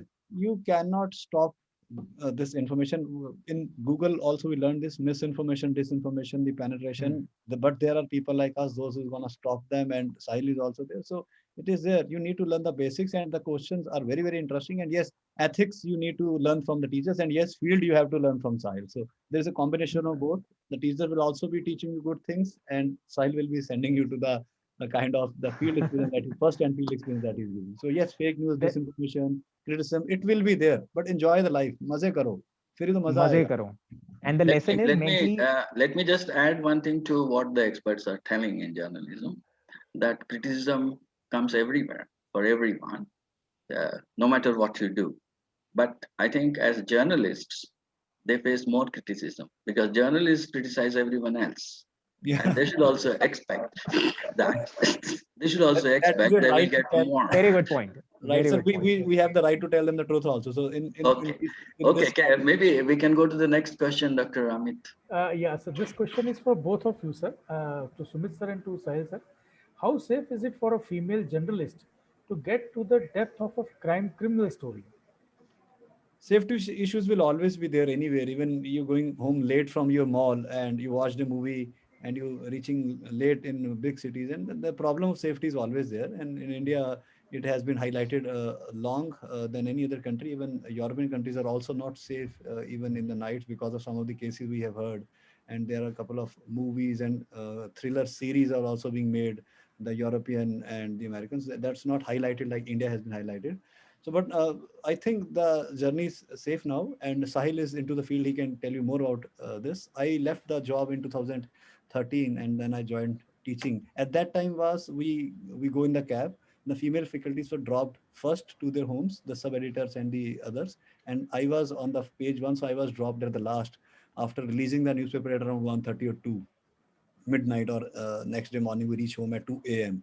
to just really, because the breaking story sometimes come late in the night and the front page has been stopped because of getting the breaking story. But the female reporters were sent home at 10:30 with the early day edition when we close the early day edition, and they will not be stopped for 2 p.m. But and the situation, I'm not sure what is there with Sahil now, that he is more into it, but it is prima facie it is safe for them to work.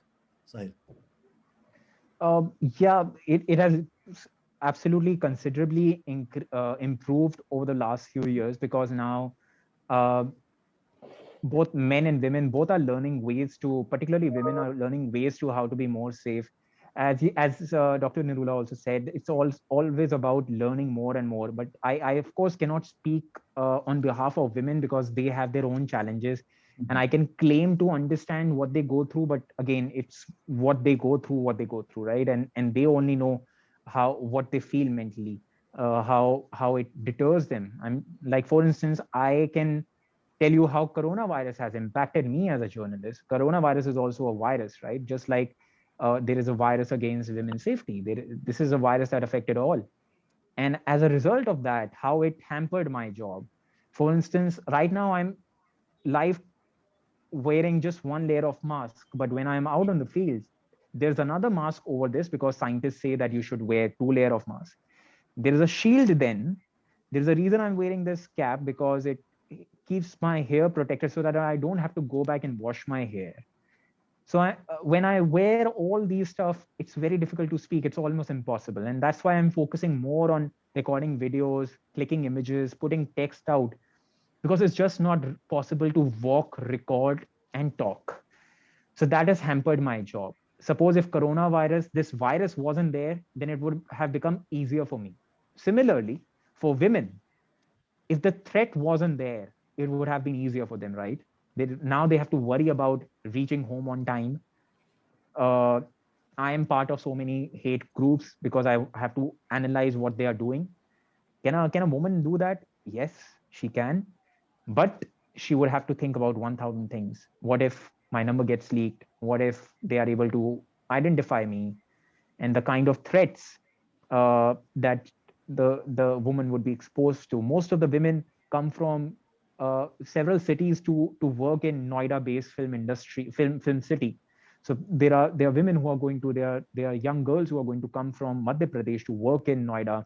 So they stay alone, and their families tell them that we are sending you, we are giving you that freedom, but be careful. It's just that warning which comes in, which I don't think so men would be getting, that impacts a lot. So the challenges are different, and these challenges are based on real life scenarios which are still unfolding on the ground. So it's I don't want to discourage women, and they should not get discouraged, because now there are also mechanisms to make them feel more safer. They can have their live location shared with, and that's what. So let me give you a practical example, because that's what the question was. So this is what many of my colleagues are doing, female colleagues are doing. Whenever they go for a story, they share locations, they share live locations. They of course carry all the weapons, sadly, pepper spray, etc., etc. They inform everyone. These are the measures they are taking, but they are still doing it. There are some fantastic stories that some of my female colleagues have done despite all the barriers. So it's more challenging for them. Definitely it's more challenging for them, but they are still doing it. Yes, yes. The next question to Sumit sir. आज के दौर में कई सारे news portal और website हैं. हर किसी के बीच अपनी एक प्रतियोगिता है. अब इस दौरान हम ऐसा क्या करें कि हम इन सब में सबसे आगे निकल सकें? Environmental awareness and situational awareness सबसे ज़्यादा ज़रूरी है कि आप अपने इर्द गिर्द नज़र बनाए रखें, टोटल इन्वायरमेंटिक स्कैन करें और आपको पता हो कि आपके इर्द गिर्द क्या हो रहा है. कहीं भी अगर आप निकल गए हैं स्टोरी करने के लिए तो आपको पता हो कि आप कहाँ हैं. आप कुरुक्षेत्र में रहकर दिल्ली की बात नहीं कर सकते और दिल्ली में जाकर आप कुरुक्षेत्र की बात नहीं कर सकते. सबसे पहले आपको, जो मेरा एक मानना है कि जब अब मैं यहाँ से दिल्ली जाता हूँ, usually I am Delhiite, so I go to Delhi a lot from Gwalior. whenever I go in my car, I have the situational awareness of the route, whatever other petrol pumps are there, and I always carry the number of two important families, one in Gwalior and one near to Delhi. कभी कोई problem आ जाए, गाड़ी खराब हो जाए या ऐसी situation में आ जाए कि यू नीड हेल्प, तो ऐसे ही अगर आप चल पड़ोगे अंधों की तरह तो काम नहीं हो पाएगा. In journalism also we tell them this basic rule that आप अपने कनेक्शंस और अपने एरिया में जहाँ आप जा रहे हैं उसके बारे में पूरी इन्फॉर्मेशन होनी चाहिए. जो वेबसाइट्स का आपस में कंपटीशन है वो रहेगा, एंड एंजॉय दैट कंपटीशन. मेरे को तो हर चीज में लगता है you should enjoy the things that you are, enjoy the competition, and then कोई जीतेगा कोई हारेगा क्या दिक्कत है. अगर एक वेबसाइट आगे जा रही है वो कल को पीछे हो सकती है, because you can work hard and you can reach that level. Keep an I on that website, keep an I on the detail कि वो दिखा क्या रहा है और आपके पास क्या नहीं है. That is the main thing. If you are not working on your competitors, then you cannot stand with your competition. Like अभी साहिल ने बोला 1.1 रेशो, मैंने भी बहुत देर बाद सीखी. ऐसे इंस्टाग्राम की भी रेशो, ऐसे फेसबुक की भी रेशो है. ये चारों अपने अपने रेशोज पर वीडियो चला दे ताकि एक दूसरे के साथ शेयर ना हो पाए.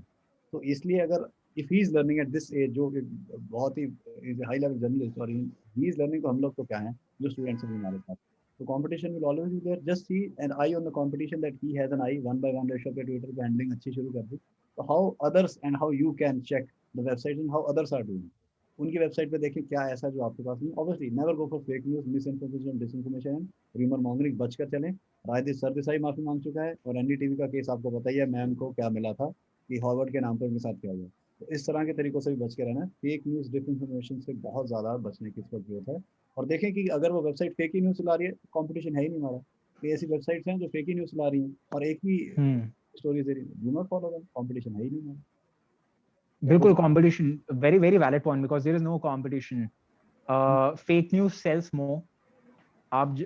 It would have been way easier for me just to put anything without. There are so many videos we get on WhatsApp, and as journalists we get even more. I'm sure Dr. Nurullah still gets videos because he would have built a network. हम वो सब डाल दे और अपनी कोई भी headline के साथ कुछ भी चला दे, that is bound to go viral. थोड़ा provocative कुछ लिख दो. But we need to ask ourselves, are we in the business of popularity, or are we in the business numbers actually in attract us कि यार followers बढ़े, ये सब बढ़े. So fake news websites और handles जो कुछ भी चला देते हैं, उनके आप देखिए वो बढ़ते रह गए. But in the end, there is no substitute for credibility, and credibility cannot be bought. Always remember that in your mind. Keep investing. May take you 4 years, may take you 2 years more than your immediate competitors. But एक कुछ गलत story हो गई और सबने पकड़ लिया आपको गलत story है वो, then your credibility will not be regained. So keep that in mind. Sahil sir, will you please throw some light on the investigative journalism? I have to leave in next 2 minutes. At 4 I have another meeting, so I would like to thank everybody, to Amit sir, to KN sir, and Sahil. We will stay in touch. I am following you. We will. You got one more follower today. Pay ma'am, so making this happen. She was asking me from last 1 month that we have to come and to sit together for this. So even I am in my university and taking time out for you because I really like this platform. Thank you to everybody. So I will be leaving this platform, and thank you. Thank you so much, sir. Thank you, Sumit. Thank you. Thank you. Thank you. Yeah, thank you, sir. Thank you very much. So, Sahil sir, this is I'll have the last question for you now. So, throw a light on investigative journalism for upcoming journalists. So, investigative journalism. I'll in fact give you an example. When I was a student of, I was doing my post-graduation. So there was a professor who had come in from New Zealand, who had earlier worked in England. And we were, of course, हमारा वो अभी colonial mindset है, हम हमेशा excited रहते कि अरे यार बाहर वाला है तो better होगा, कुछ ऐसा कुछ. And he told us that you guys are very lucky. People in India in particular and Asia as an overall section, because वो कहते हैं कि आप अपने घर से निकलो and every 10 meter has a scam. Every 10 meter you walk, there is a story. And that is why this is a gold mine. This country is a gold mine for journalists. Because कहीं 100 metre पे चले जाओ आपको corruption मिल जाएगा, 100 metre पे चले जाओ आपको कुछ ना कुछ गलत मिल जाएगा. So keep an eye. हम हमेशा कहते हैं nose for news. Nose for news is this. Question everything. You read about a policy, just go after it. For instance, I wasn't a reporter. I wanted as I told you, in 2010, I joined CNN IBN as a behind the scenes person. So in the year 2011, I was still working behind the scenes, like on desk doing basic bite cutting work. But I read about Narega, and I just took a bus from Delhi to Uttar Pradesh, Agra, which is Uttar Pradesh is Agra, and Aligarh, which is around 150 kilometers from Delhi. Since I was still a student, I hopped onto a bus and I just went to villages, and I asked them whether some of the laborers there, whether they were getting wages or not. तो उन्होंने मेरे को बताया कि उनको wages नहीं मिल रहे थे. उनके नरेगा के जो कार्ड थे वो सरपंच ने लिए हुए थे, और सरपंच उनके बिहाफ पे पैसा इकट्ठा करता था, और the government was giving them 200 rupees, say for example, per head. तो सरपंच 100 रुपए अपनी जेब में रखता था. And I came back with those sound bites and I did some more research which was available on internet. Internet पे नरेगा के हर records available थे, तो मैंने उस गांव के रिकॉर्ड निकाले और उस रिकॉर्ड में देखा कि कितने बंदे के नाम पे कितने पैसे अभी तक दिए गए हैं। फिर मैंने उनसे उनके नरेगा कार्ड लिए जिसपे उतने ही रुपए लिखे हुए थे, लेकिन उनके साउंड बाइट्स में वो बता रहे हमें इतना रुपया नहीं मिला, हमें आधा मिला। अब देखो, I was still a new person in the industry. I didn't have any contacts, but I was able to put together this story. This story didn't go on air because, again, several things happened. But the point is that you can do whatever you want to. Be safe, be sensible, but you don't need to have sources in the Prime Minister's office. You don't need to have sources in the Chief Minister's office. You don't have to have sources in the police to do an investigative story. कुछ भी चीज देखो उसमें by default समझ ही लो corruption होगा, then डिग deeper. अगर कोई policy है, कोई भी गवर्नमेंट की पॉलिसी है जो आपके रीजन में है, डोंट थिंक बिग। दिल्ली का मत सोचो, बॉम्बे का मत सोचो, this is not India. India is in Madhya Pradesh, India is in Karnataka, India is in Chhattisgarh, यहाँ पे है रियल इंडिया। थिंक उस पॉलिसी के उसकी वेबसाइट पे जाओ, बेनिफिशरीज की लिस्ट निकालो। एज आई सेड, आप what stops you from picking up your call and calling up a few people, see कि वो पॉलिसी के बेनिफिशरीज कौन कौन है, उस इलाके में जाके देखो। ट्रैवल, थोड़ा ट्रैवल कर लो पब्लिक ट्रांसपोर्ट में। अभी कोविड है तो it has changed the way we work, earlier we used to be very free, so travel to those regions, talk to people who are getting benefits of that scheme, पूछो उनसे मिल भी रहे हैं या नहीं मिल रहे हैं, and there is your story. अगर नहीं मिल रहे तो there is your story. Then uske baad, of course, you need to go to district magistrate and tell them that I'm a journalist. I'm a journalism student and I'm doing this for my college assignment, whatever. So in India, it's very, there is an investigative story just waiting for you right outside your door. You just need to keep questioning everything. Keep disbelieving in everything. Do not believe everything very easily, and question everything is the mantra of any investigation. Thank you, sir. We do have now time constraint, so I'll hand over the session to Guru Prasad, sir. Thank you, Dr. Amit. I think we had a very good session in this afternoon. As I understand, it has been specially useful for the students, upcoming students, because we had two speakers who gave a lot of tips to them, both in theory and in the practical way of doing journalism. Dr. Sumit Narela gave a lot of insight into the available softwares and available new techniques to check the fake news and fake images and all those things, which are very extremely useful, because truthfulness and honesty is always a part of journalism. And these are the basic principles.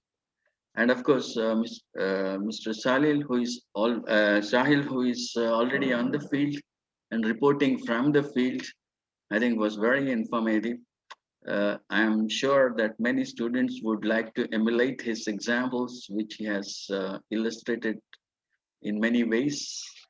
And there is nothing could be made more simplified than the way he had put it, because he's working on the field and has a lot of experience. So his talk and his answers to the questions has been a great help for research for the students of journalism.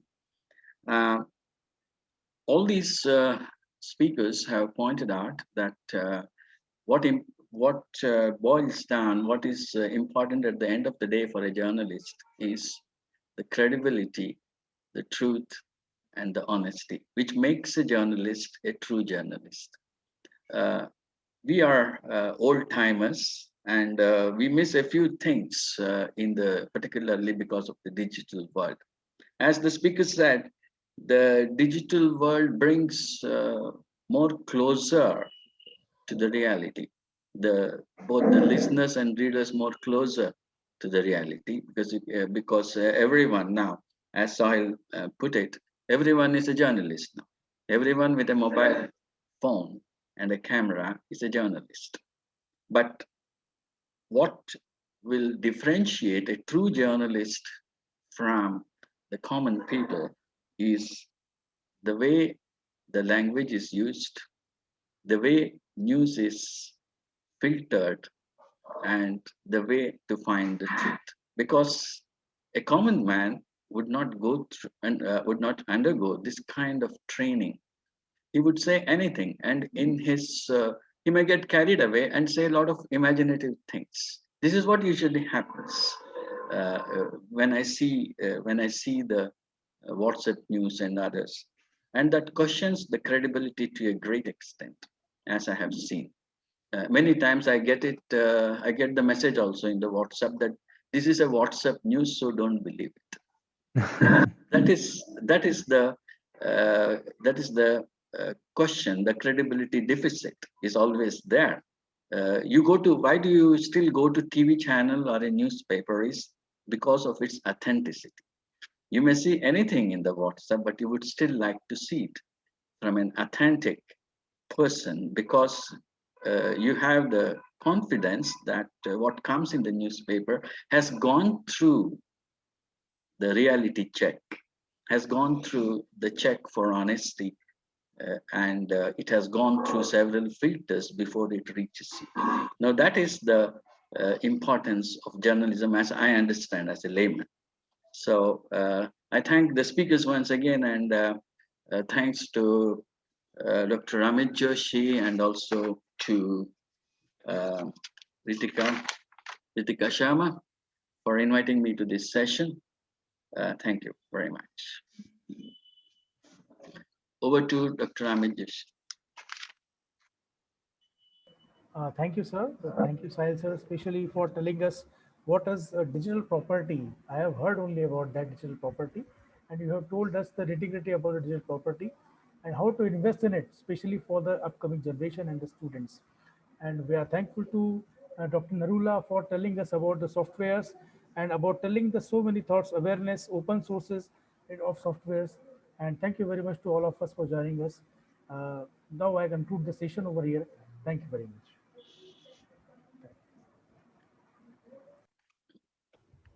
Thank you, Mr. Sahil. Thank you. Thanks to everyone.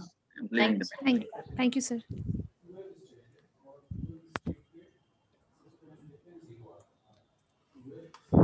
Yeah.